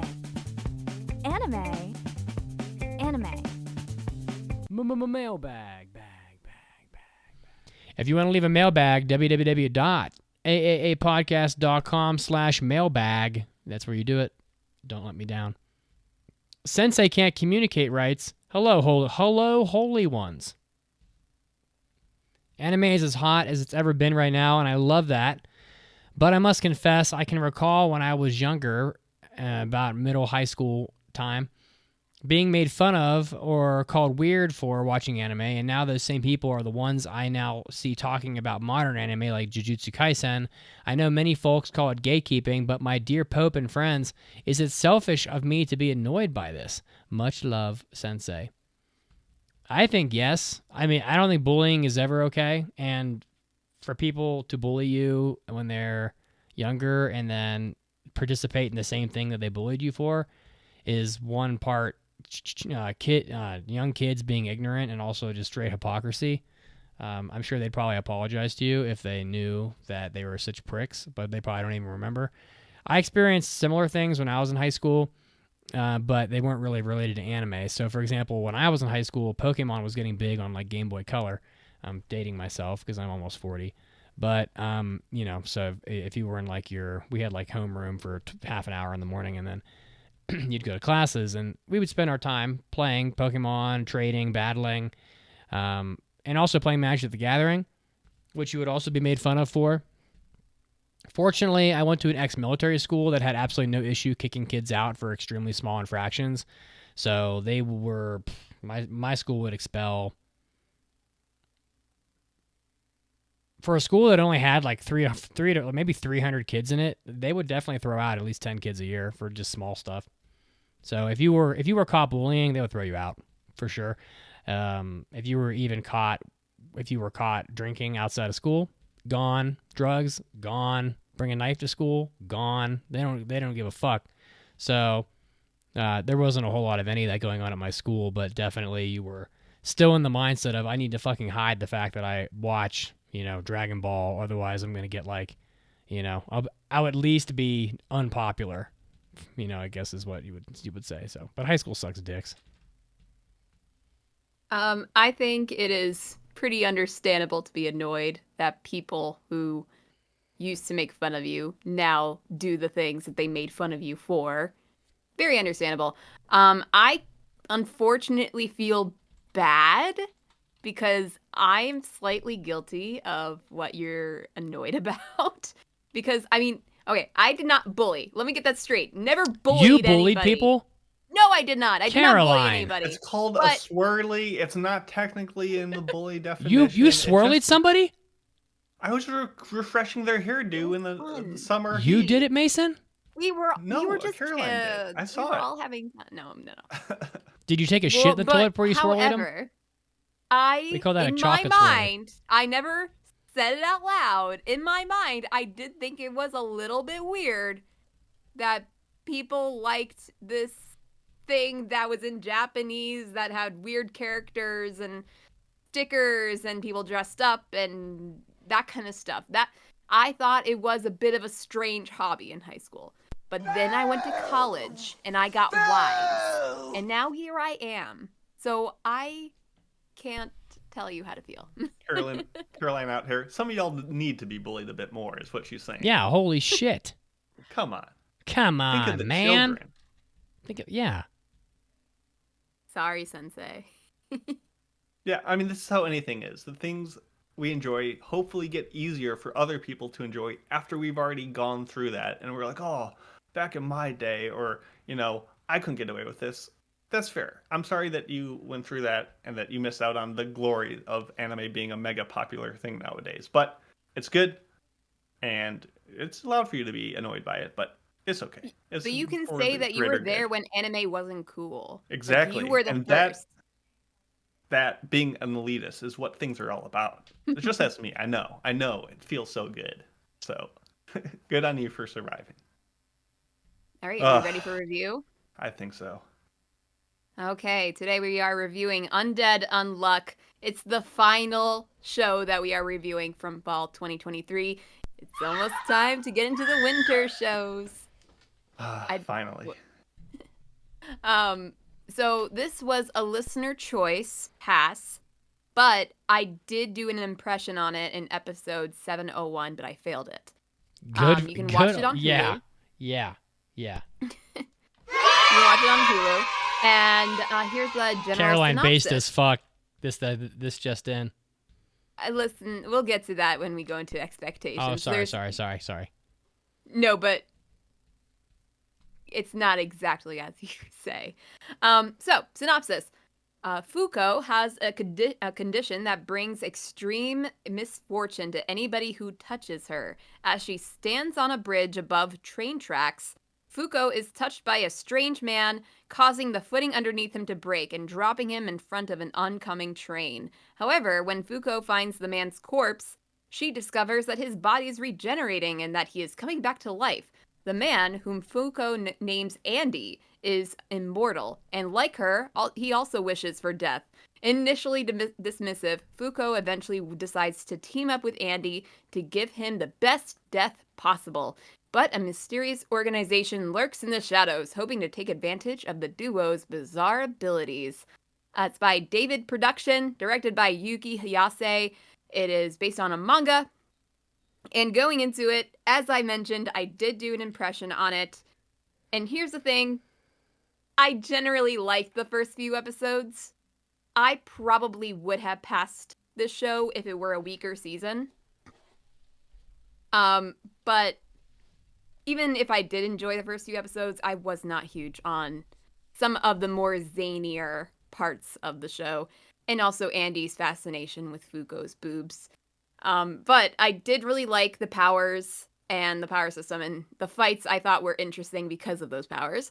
And I liked the main duo, so I was going to continue this show whether it got passed by listener choice or not. Mitsugi, what were you thinking about going into it? Well, it had a 7.8 online. Shonen. I don't know. I never knew anything about these anime. And I knew it was a Mason? superhero type show, powers and whatnot. Yeah, I didn't know anything besides what you said about the premise. I knew that I really liked the ending song because when we were doing our anime awards for Best of 2023, I was going through a bunch of the EDs. I was like, oh, this ED is awesome. So I was excited. I'm like, this show has opening? potential. No, Not the the opening's ending. I know, that's Ending. surprising. When they're I like in the watched boat it and it's all recently. cool. Oh, that was so good. So I should I don't probably know. rewatch it. I can't really remember what the first. It was very subdued, but I thought it was very stylish and. Oh wait, artistic. now I remember. Yeah, now it's coming back to me, like some of So, the visuals of it. But no, as far as what the show contained, besides what you told us, Nothing. No expectations. Okay, so spoiler-free recommendation. I will go first. No, I don't recommend this show. Because as much as I still like the power system and the characters and parts of the plot and some stylistic choices, because I'm a sucker for style, I found it really tough to finish. The main culprit of my distaste by the end of the show was just the inundation of recaps and flashbacks, and often several times an episode. Often to the same moment. Often to a moment that happened literal minutes ago in the same episode. Often fully recapping the whole scene, lasting several minutes. This is not just recapping at the beginning, which they still do. They still recap entire episodes in the beginning I of love that the about episode. And moments of recap that have absolutely no reason that you need to have that recapped, but they do it anyway. Like, Andy will have a Coca-Cola in an episode, and they decide, Andy, while having a Coca-Cola, talk to Fuko. That is the level of recap that they will do. It drove me insane. I loved it. Okay. Other than that, well, actually, I do have a little bit more in my notes about that. Because I think that was just absolutely to pad the middle portion of this show so it could fill out 2 cores. Because they did not do that to that extent in the first part or the second part, or the like near the end. So all of this is happening in like the middle, I'll say like 7 or 8 episodes where they just go absolutely insane with the recapping. And it was obvious that they were trying to do that to pad for time. But the thing is that it's not even as if the last episode was a grand stopping point. There was no reason why they had to stop there, but they just felt like they had to do 2 cores of this, and that was the general stopping point. But also, I think there were several plots that could have just been wiped from the show. There are several devices, like the artifacts and the quests and the Yumas and They should have whatever. been unwritten. Unwritten, indeed. They go unexplained. Several things go unexplained. That's unfortunate. At several points, characters do something that require great sacrifice. But here I am thinking, well, why didn't they just do this? Why didn't they just do that? I can think of several ways that this plot could turn out that does not require whole characters being wiped from existence due to their sacrifice. When I said, I'll get into the more specific points later. But there are several things that just were so not well thought out. And I will say, there are things that I liked, especially at the beginning, and then by the end, there were some twists and connections made in the plot that I liked, that I thought were interesting. But if I were to give this an edible metaphor, like Mason sometimes does, I was given a sandwich using some really good bread. But the middle was overcooked, bland, unseasoned chicken, and American cheese with no sauce. Untasty. And then, as I'm taking a bite, and I may take another bite, and I may take another bite, every single time I take a bite, I'm being told about the flavor every time. Because it just keeps on recapping. That is my experience with the show. And it pains me because I see the potential. I really wanted to like this show. I liked parts of it. And I could probably go in and make a show that I liked from this. But I can't because I don't know how to make an anime. So I'm angry. Mitsugi, what do you recommend this show? No, I do not. This anime was unwatchable, and it was unfortunate. I wish I could I don't know. I'm gonna run out of uns here. No, we'll keep on doing the thing. We have to. So the problem with this anime is that it's just for little kids. I mean, this is basically a 12-year-old boy anime that you watch Saturday morning. Nothing in it makes sense. Nothing in it. They don't care that it doesn't make sense. For example, what the fuck was her name? Fuko? Fuko, you. So Fuko, right at the beginning, she's like, I haven't been able to cut my hair in 900 years because no one can touch me because I have unluck, which is not a word, by the way. And Unlucky. well, then I don't think they ever say unlucky in the dub. It's always just unluck. Well, because that's her code name. Doesn't matter. Doesn't matter. And then, and 8 minutes later, after they cut her hair off and turn her pretty long hair into making her into a boy, yeah, flat out for sure. The villains come and they're like, make sure you wear gloves when you handle her because she's unluck. And I'm like, so you mean to tell me that you couldn't get your hair cut by a fucker with gloves on?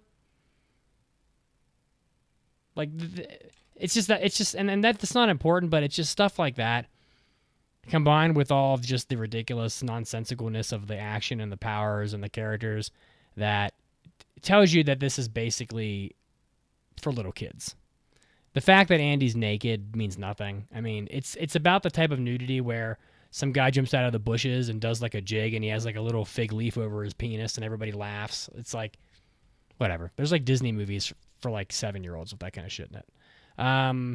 It's just way too dumb. I'm too old in this stage of life.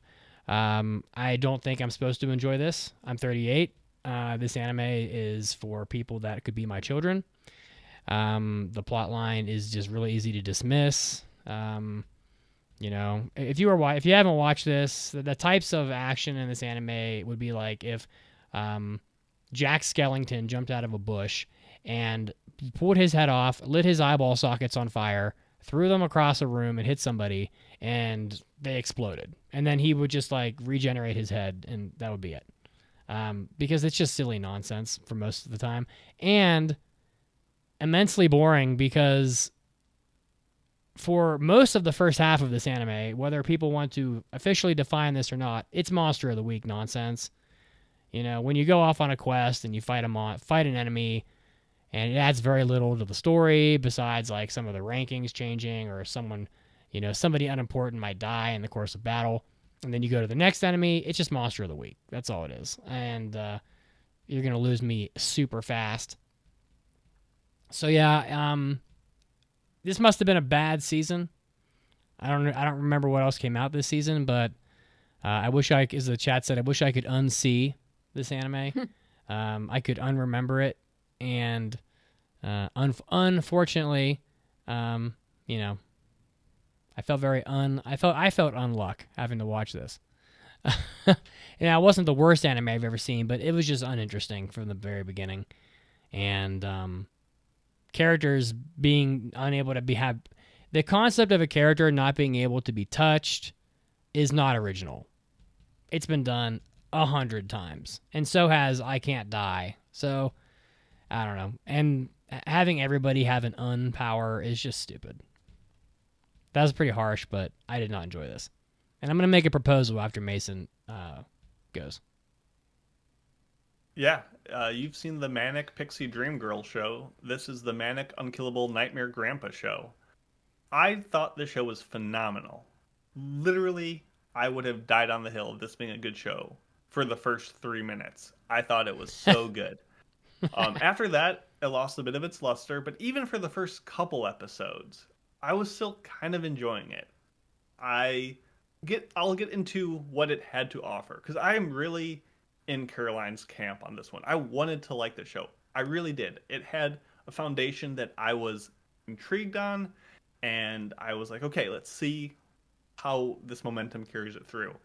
And after those 3 episodes kind of faded away, I'll give it to the show. It had ideas. They weren't very good ideas, but it had them at least. But as it went on, episode after episode of an avalanche of plot holes, recaps, narrative missteps, recaps, lackluster production really made the show take the worst part of Fire Force and the worst part of Platinum End and just the worst of what Shonen has to offer, blended it up and left it out in the sun for way more episodes than it needed. Caroline really cannot do it justice on how repetitive and over-explaining what we've already seen multiple times was. And in an effort of sparing you listeners the same spiel, I would not recommend Undead Unluck, despite my initial enjoyment. And while I do think it does some things well, and we'll get to that, no, I can't recommend this show. So what's your proposal, Mitz? I think that when you're watching an anime like this one and you hate it dramatically, and it's two cores, that we as hosts, for our own sanity and for the longevity of this podcast, should be allowed to drop the anime after one core. If the other hosts would like to continue it because they like it, that's fine. And especially in an anime like this, you don't really need to see the whole thing, because if the first half is fucking terrible, you're going to give it a bad score no matter what. So, for example, in this case, I would have said, well, I suffered through 12 episodes of this, but there's no fucking way I'm watching two cores. I'm dropping it here. I can still speak to it because I've seen enough, but I'm not going to watch the whole thing because I'm too fucking busy and I don't have the time in my life to be wasting on just nonsense. So that's my proposal. It's fair. I mean, it's not as if it's a new idea that the hosts don't finish a show, because it's happened that we don't. It's rarely that we don't want to because we feel the need to finish the show, but oftentimes we just don't have the time, especially if it's a two-core show like this. So if you two ever feel the need that you just cannot finish something, If you cowards, Yeah, if you cower, yeah, exactly. if you don't have I the will gumption, always try my best to finish the shows. And even I've not finished shows before. I didn't finish Bastard when we did the season 1, so I'm certainly not holier than thou. But yeah, even if I don't like a show, I certainly want to try to finish it just so I have something to talk about. But especially if it's something that's just so long and hard to watch, I don't think anybody's really gonna fault you. And if they do fault you, who freaking cares? Can I just say that I hate desert settings. Almost every time. I hated it in that I don't like it in Sandland. I hate I it was in about to Tropical. say, Trigun. you're in past Disco? Sandland. Man, Sandland was It's oh in my the title. yeah. Well, yeah, Sandland is way more interesting than this fucking anime. I hated it in Trigun. I hated it in the second Trigun. There was that one anime that came out. I can't even remember the name of it, but we watched it not long ago. Sabakui Bisco. Yep, hated that one. I love how I knew And that. for the portion of No, this I anime, just said it. I just said it. Oh, no, I'm sorry. I missed it. and for the portion of this anime that took place in the desert, I hated that too.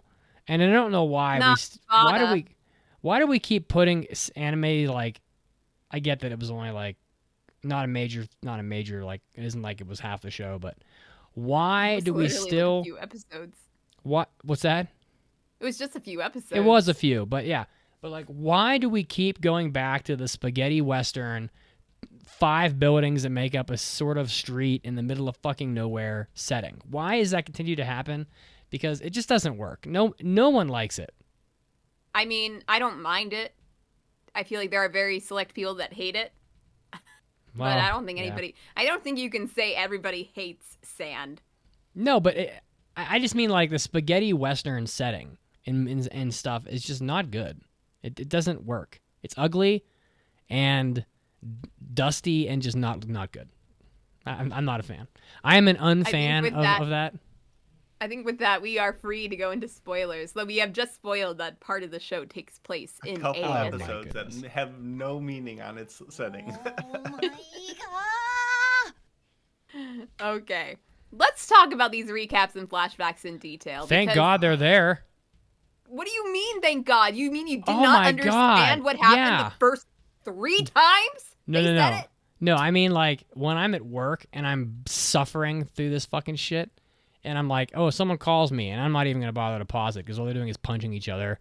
And it's like, you know, or if you're watching the second, or admittedly, if you're watching the second Sand episode and you're just like, I don't give a fuck, skip. It's beautiful to be able to just jump to the next episode and then have them recap everything that happened in the last episode in 13 seconds because it's shonen and that's about how much plot line there is for an episode, about 13 seconds worth. Yeah, honestly, the minute-long recaps at the beginning of the episode, it's silly, but I probably would not have really harped on it if it was just that. but the flashbacks to a moment that happened in that episode 2 minutes ago, and the flashback itself is 2 minutes long. I'm trying to think of an unword for this. It's unbelievable. Untenable. Yeah, It's, I'm not going to complain about I a literally pre-show skipped flashback several because we're marathoning this. Like, I get that these flashbacks have a use Yeah. if you're doing Yep. a week to week watch. Like, I'm not going to complain about that. But when 8+ minutes of every episode is made up for past stuff we've already seen, you really realize how annoying it is. And these can be from like brief mini recaps of like 10 to 20 seconds, which doesn't sound like a lot. When they're like, oh, remember when Andy sliced this person and they show like a 10 to 20 second flashback of him slicing that person? Like, yeah, it doesn't sound bad, but when it's in every scene, it adds up to just a lot of little pinpricks that just become so insufferable that, yeah, I have to agree with Caroline. This might be one of the worst shows I've ever seen for flashbacks and recaps that are needless. And it's not even just one-off things of, remember 20 episodes ago when this weird abstract thing happened that we should give you a quick recap? It's like, what is the power of our main character? Oh, let's re-explain that of every time she's caused unluck, just in case you forgot that that's literally her name and her power and has been established It's multiple really times. lame power. It's laughable. No, I think I know. I will get to the powers, but I honestly think the powers are pretty fun. But like, I think I even took note during an episode. I wish I did this in every episode just to see how long, like, the longest flashback is, because the longest flashback is at least 2 minutes. Episode least. 14 is at least half flashbacks for that entire episode. It's okay. Moving on from the flashbacks. About powers. I like. Well, I do like the powers, but I like how physical this show is. Everything about the show is physical. The action of Andy's like ripping body parts. The comedy of like his 5-point landing and he like lands and he like breaks every bone in his body as he falls. The sexuality, even if it's a bit excessive, this show lives and dies by its physicality presentation. And I enjoy that because I love rules-based fighting. I like it in JoJo and I like it here. When you have a weird rule that your characters need to adhere to, I think that breeds creativity. If I told you, listener, come up with the craziest sentence you've ever come up with, you could try your best. But if I said, come up with the craziest sentence you've ever come up with, but 3 of the words have to start with a G and there has to be 2 animals in it, like having that constraint opens your mind. And I love when rules of fighting come into play because it makes the powers more interesting. And you can think of, oh, I love how Undead's power is regeneration, but he uses it to regenerate and it uses him to fly around because he uses the regenerative Iron things Man to do this. blood propulsion. Yeah, like and gun bullets, bullet fingers. stuff. Yeah, and like all just, that is awesome. Yeah. But it plays so well at the beginning when they're just feeling it out. And those first couple fights, yes, they're a little bit monster of the week, but those were the most engaging fights by far because by the end of the series, it gets so fast and loose with the rules, with things that don't make sense physically. And I get that, it's anime, but just factually inconsistent things that feel so going against the rules that it established. And I get it at the end. They're like, oh, you can't be subject to your rules. You can break the rules and bend them. Fine, but that lessens the impact of the enjoyment of these fights, which becomes so arbitrary and lackluster and just say, well, people can do whatever they want now. It turns into it just undercuts everything it built up. So I like the premise and I like the initial couple fights, but it really soon becomes really underwhelming. What do you guys think? Underwhelming. Yeah. Indeed. Yeah. As I said, I really like the powers. I think they're pretty cool. And at first I was thinking like just having unluckiness isn't really a cool power like Mitsuki things. But when I think about, oh, if their literal end villain is God and but if her unluck is subject to the specific person that it's going to hit, it has to be unlucky enough for it to feel unlucky to them. Therefore, even if God is an all-powerful being, he has to have some sort of sense of what unluckiness is. So therefore, her power will be key in defeating him because it scales to whatever the being is. I think that's pretty cool. And then also Unchange, that's pretty cool. It's trying to discover what these powers are, because at first you might not understand what they are because they won't tell you at first. And then as a fight goes on, or as characters try to think about it, you kind of realize, oh, that's what it must mean. Like, that's how their rule works, and that's how, and this is the way to defeat them. That's how It's JoJo cool. works. Yeah, It's and I love fun. that format. And it's stupid, but it's fun. Like, somebody blasting off like Iron Man with blood propulsion is stupid but fun. And that's But kind then of they let his blood just harden arbitrary to have swords, and like Mitsuki said with cutting her hair, what they could have just put on gloves. Like, when you really start to think about it, it starts to Yeah, fall apart. that- Like, there's this whole yeah. penalty system in the show. If they join this union group and they're set out to do these galactic things to save the world from these punishment things. And these punishment can include things like, you know, people don't have a unified language. Everyone speaks That's different not a languages like we punishment, do though. nowadays. That was a reward. They took Well, no. away language as a reward. Well, no, it unified the languages was the reward. But because there was a punishment of fragmented Tower of Babel-esque languages, or the punishment is, oh, we're going to have a galaxy now. And those things, how they impact the world, are unique in concept, but then they really just seem like weird ideas that don't land because how they're utilized are just factually incorrect in ways that I don't have time to get into now because they're good ideas but really poorly executed. I just don't like the If that makes powers. sense. I don't like the powers at all. Yeah, so tell us about that. Well, it's just too much chaos. I think it opens you up to just way too much Deus Ex Machina, and you know, whether a show chooses to do it or not, having a character like Fuko, I mean, literally anything can happen. There's nothing. Oh, don't touch her. A volcano might come out of the ground and swallow up every enemy on Earth all at once. But you know, it could be anything. You know, and to me, this is just a hype. This is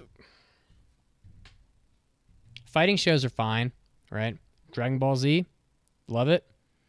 Dragon Ball Z has its rules, and the stuff in Dragon Ball Z mostly makes sense. It's mostly restricted to punching each other, kicking, flying around, shooting energy beams, but there's definitely rules and stuff that is coherent in Dragon Ball. The craziest you get is like Majin Buu, who can regenerate, you know, and that's and he has some magic powers too that he can use that get pretty dumb during the end, and I didn't like that either. But I feel like these anime are just like, there's lots of fighting anime. Shadow Skill is a good one. Baki, you know, some of the sports anime like Hajime no Ippo, like they're more grounded in what fighting is. And this is more of like the equivalent of Shonen Super Robot, or like people don't want to play turn-based RPGs anymore because they're too slow and boring. Well, this is basically like when you take Final Fantasy or something and turn it into like a button-mashing action RPG. It's just too much. There's just too much going on. It's too much chaos. There's no rules in place. And I think it's meant for a newer generation of people that aren't satisfied by slower, more methodical action anymore. Stuff like Ninja Scroll just doesn't cut it. People are going to be bored as fuck with that now. It has to be like, oh, I'm going to pull all the blood out of my body and make a weapon. Or Fuko's going to like, oh, don't touch me, a comet will come out of the sky. It's just like, okay, you're just making shit up as you go along. And to me, that is the most boring type of action that you can possibly have. And also, I never really worried about Andy because he just never dies. So it's like, anytime he's fighting, it's like, I don't really think there's a risk of him dying. So where the stakes go in the show. And Fuko, like I said before, if all you have to do is put gloves on to take her out, how about just shoot her in the fucking head? Like, she doesn't really seem to have any powers. So just pull out a fucking gun and just shoot her. Like, I don't like. Well, you don't even have to fight her. They tried that. They tried, but yeah. Andy, the whole point is that You know what they I mean, are a though. duo. I think we're gonna have to Fuko agree to as an disagree on this individual one. is a very weak fighter, but she's kind of used as a tool to Andy's fighting capabilities. I'm just That's saying that kind of like why they're a duo. stuff like that just doesn't make sense, and it's why I think this anime is for little kids, because little kids don't care about incongruence and just stuff that doesn't make any sense at all. If it's so easy to just negate Fuko by putting gloves on, then you would just do that. But the fact that no one seems, so if villain A doesn't think to put gloves on before engaging in that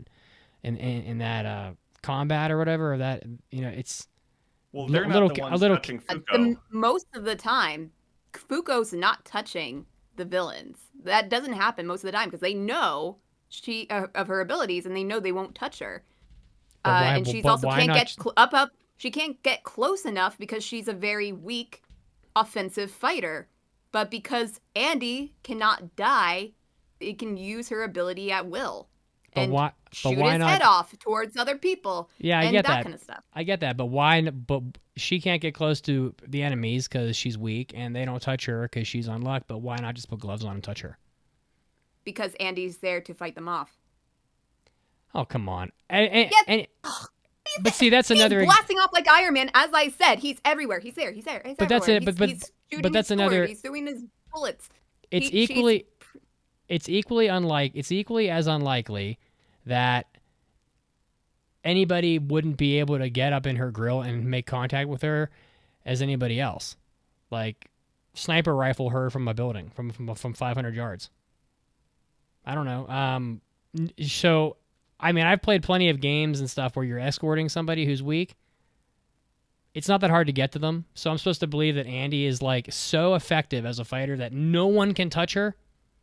Yes, literally. Well, that's see, that's how stupid. The show is presented. And that's why the show's stupid. See, I'd rather have these powers of weird rules than like something like Dragon Ball Z, where it's just like, oh, just energy fields, and everyone kind of has the same thing, and it's.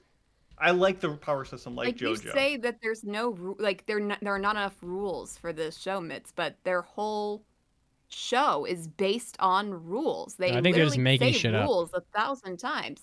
You may not agree. You may want a sniper rifle, but then we would have no show. Exactly. And that's then why you could do a sniper rifle in in a million other fighting shows, and it will be just as effective. But you don't care because you actually like those shows. You would not expect anybody to show up with a sniper rifle because there would be no plot to any shonen show. I'm not sure That's just how it is. I mean, like, not every character would be susceptible to a sniper rifle. Andy isn't. Of course not, because he's undead.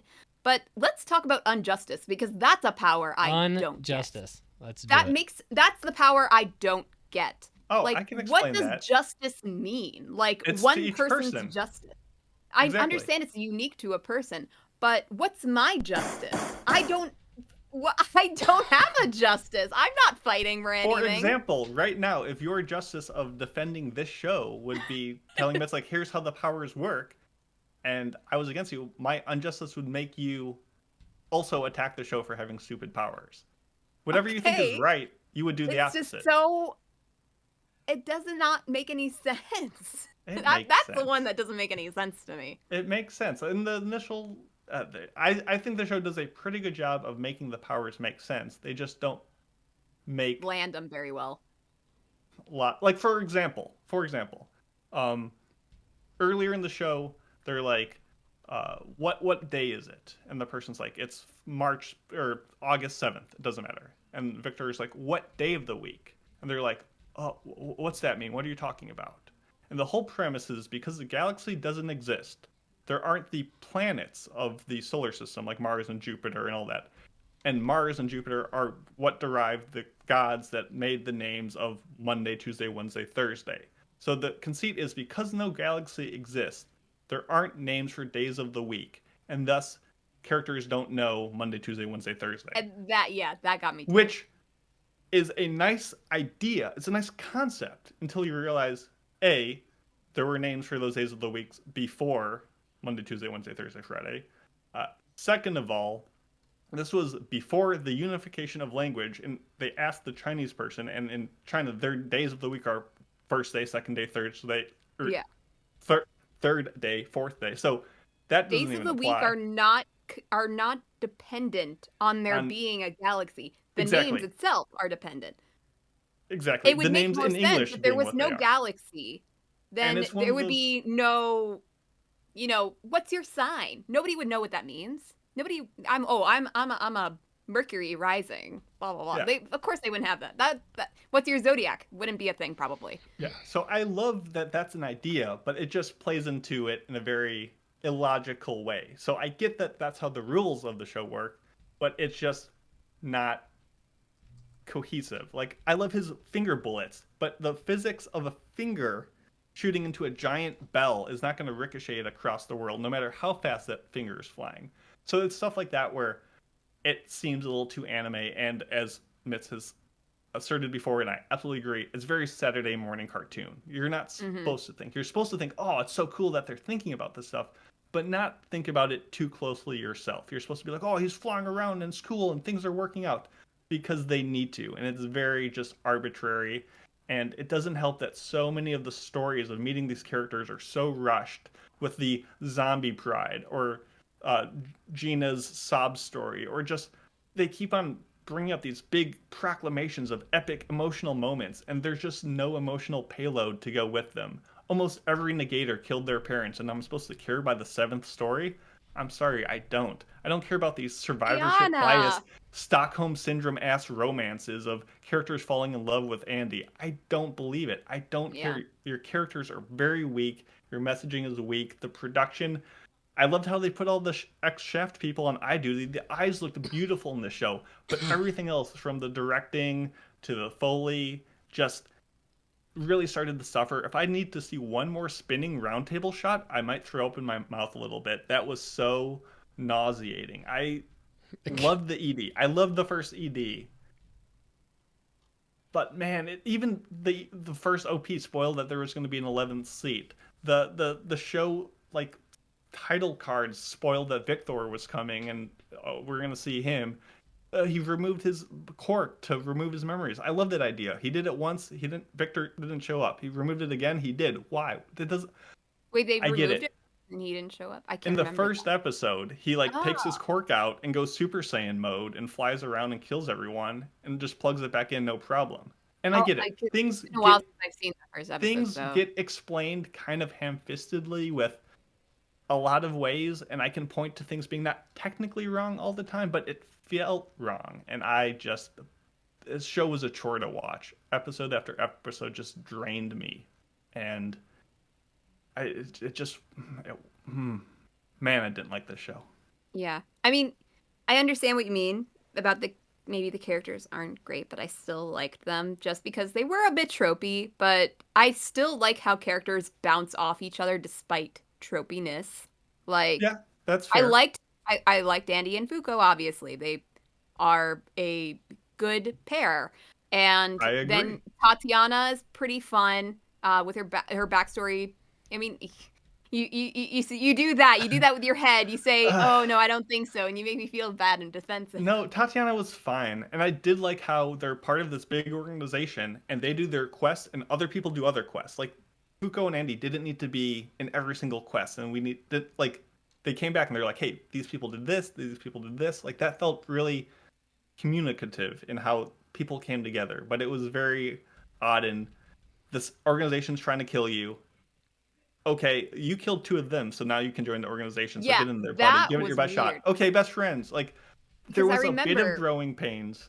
I remember when I first watched the first few episodes back then, and I saw, like, because they did spoil it in the OP and the ED, that they would eventually join that organization. They're wearing But the fact that they were hunted down for the first few episodes, and they were fighting to the death to survive this organization that was hunting them down, the fact that they joined that organization later really did not make any sense to me, knowing that was going to happen.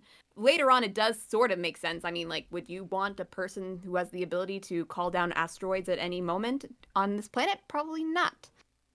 But it was a very big 180 that they did with that. And then they try to bring in this other evil organization. I feel like this other evil organization, the Under.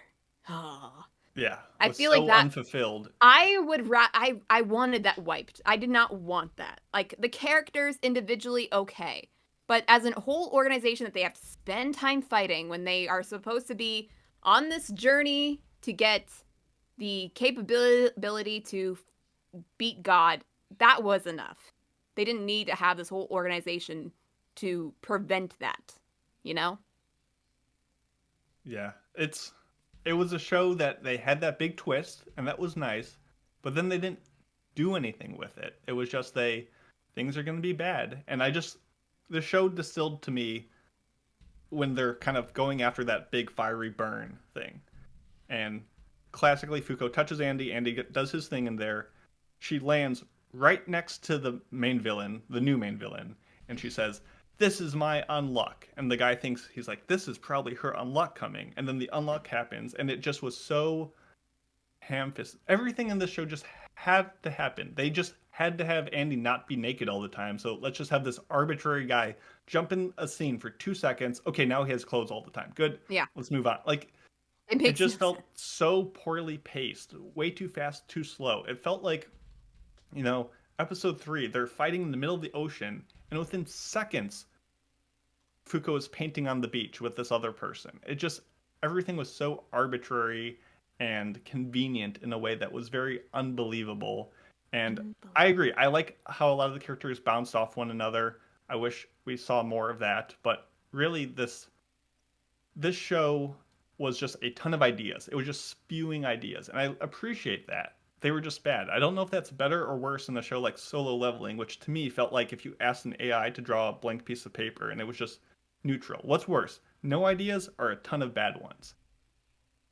It's not a competition. I just like them in different ways. And I think that's why they were both lacklusters. Because like you, Caroline, I think the show had potential. There was something to this that felt fresh and unique. And it just tread its own ground way too much to the fact that I was annoyed by it. And I think if we watched week to week, it might have gone better. It might have. But I mean, if it was also one core, we probably wouldn't be that frustrated with this. Maybe. It's just hard. It's just hard to enjoy things when so much of the show's action and content requires an unbelievable amount of just suspension of disbelief. I have to just accept all this just nonsense occurring. At least even in like Solo Leveling, most of it was, by comparison, mundane. Oh, it's a sword. Oh, I casted heal. Okay, I get it. Fine. It got a little wild at the end. We're moving a little quicker.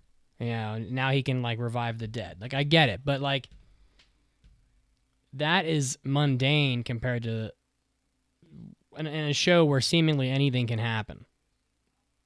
And I just don't like that. I find it stupid. I don't have much patience for just watching impossible things happen all the time. Now, I was able to suspend my disbelief quite a bit, especially in the first half. I do have several things listed that don't make sense. Even if, as long as things make sense in the logic of the show, that is what's important.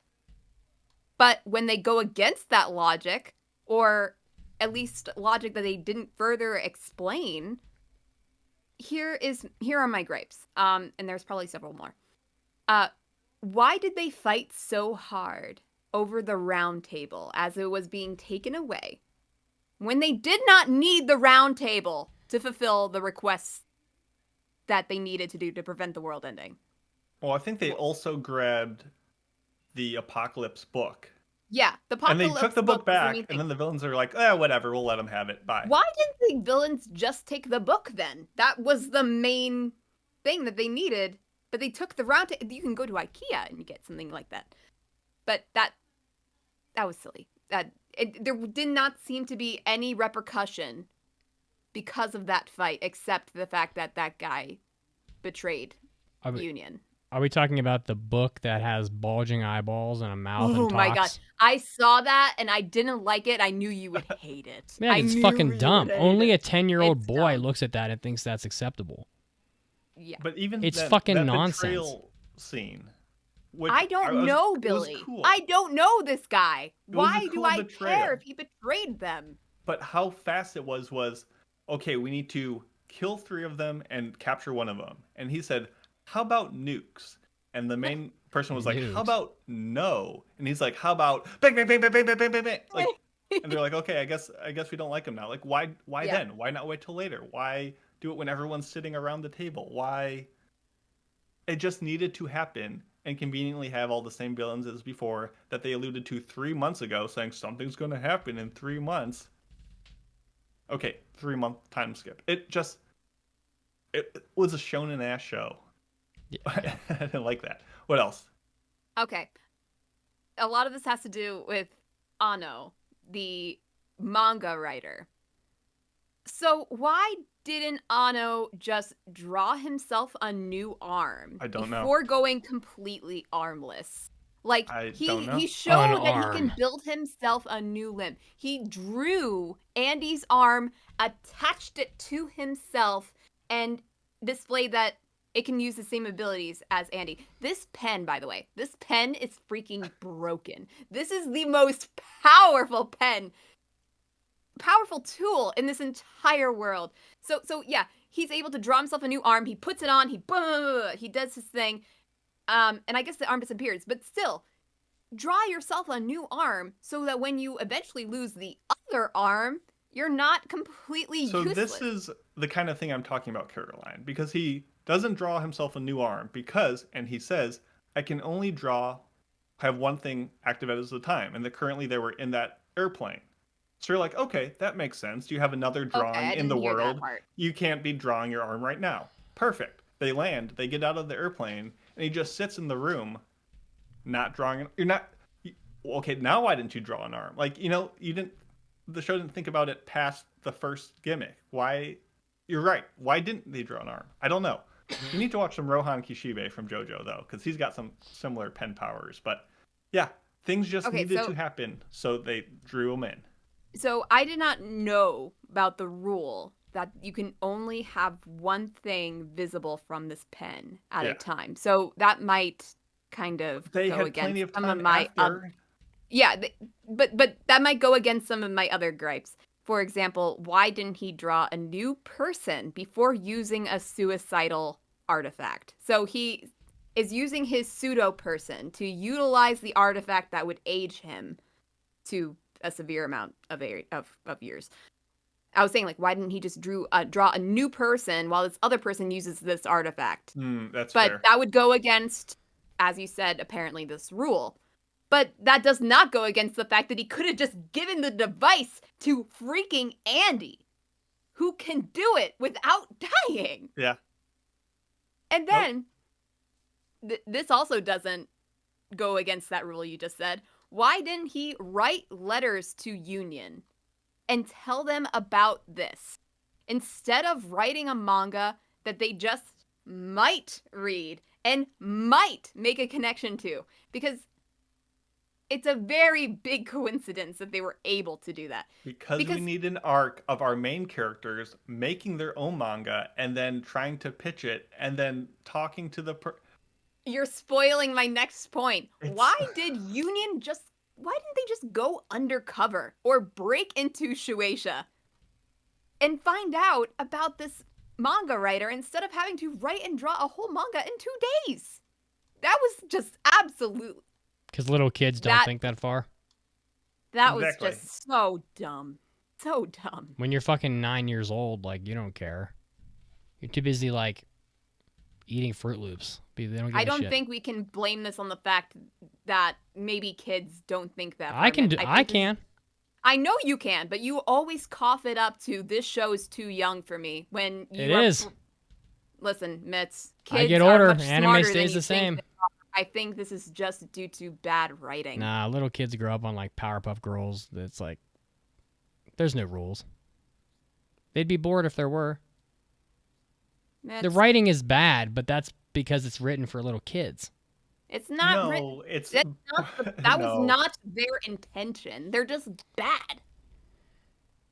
Because if it was for little kids, they probably would not have rated it R. It's rated R, Mitch. That's just some shit you saw on my anime list. They rate everything fucking R on there. But if it's Literally, rated Dr. R, Stone then is the rated- intention is for older audiences. Dr. Stone is literally rated like PG-13, and it's definitely not. no one. Okay, so this is a show for kids in the sense that it was in shonen, and I think that's the demographic. So I agree with Mitz in that regard. But I don't think anyone ever says, "Oh, kids are going to be the primary audience. I can have poor writing because they won't know the difference." I think everyone tries to have good writing in their shows. They just got too caught up into, "Oh, what if I had this idea and this idea and this idea," and didn't find a way to make them all blend together in a way that's cohesive and logical.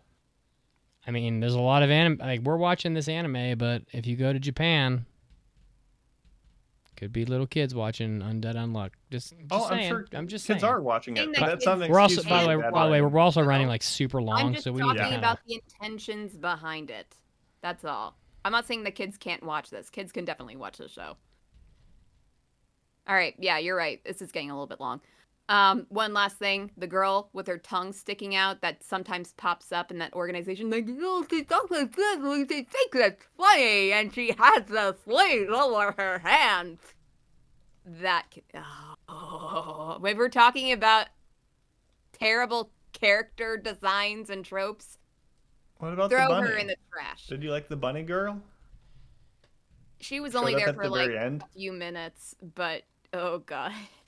Yeah, we kind of ragged on this show for a while, but it was just very much not the show for us. Watching 24 episodes in a week is probably not going to lend it any favors. And if you enjoyed the show, I hope you had fun with it. But To I be hope... fair, I did try to defend this show quite a bit while watching it because I do think that Mitz has some silly things that he gets so caught up on, so I will defend it for that. You'll get there eventually. See, I'm like 11 years older than you, so in 11 years, if you still think this anime is good, be my guest. But anime is the Did same. I say this anime was good? I didn't even No, recommend I'm it. just saying. You said Mitsuki's got some weird opinions about this and that. All I'm saying is that anime is made for the same demographics year after year.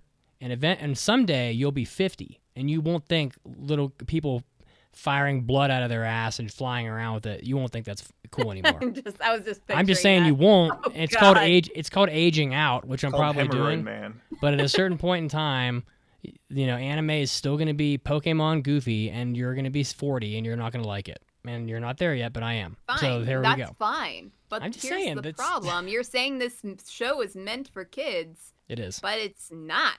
It definitely is. There are things I enjoyed about this show. and I'm yet not I saying am you're a not little. 11 years I'm old. not saying you're 12 years old. You can enjoy it if you want. I thought Dr. Stone was fun. Sometimes they're fun. Sometimes they're not. But this anime is That's made fine. is for little kids.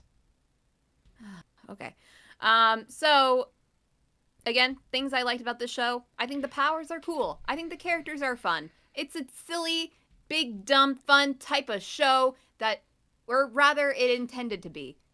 But there are so many things that they did not do right, and that it just bogged it down. I think maybe the manga is better because it probably won't have those incredibly long recaps and flashbacks, and maybe that won't distract you from the things that you do end up liking about this show.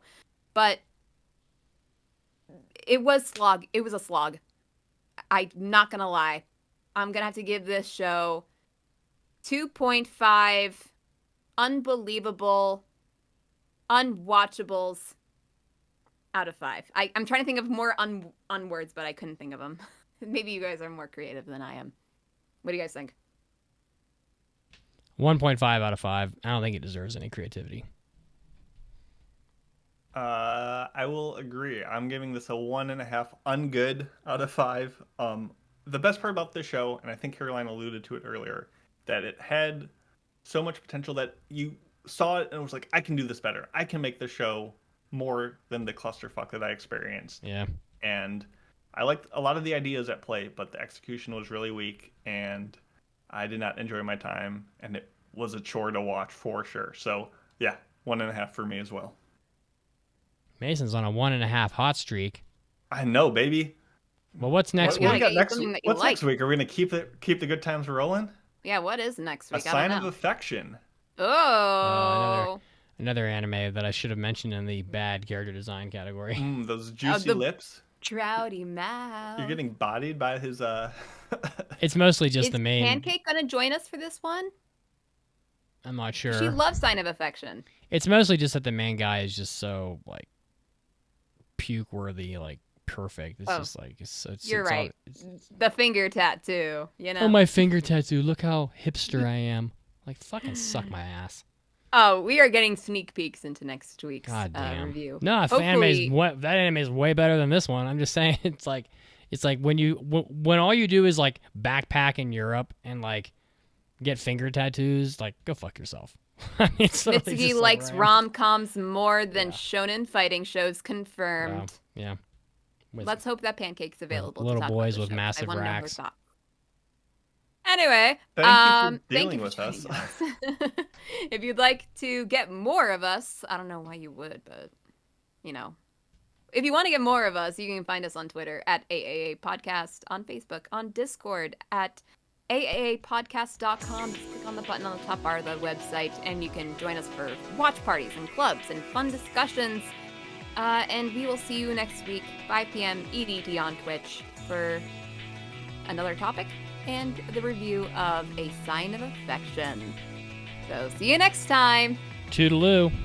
Bye.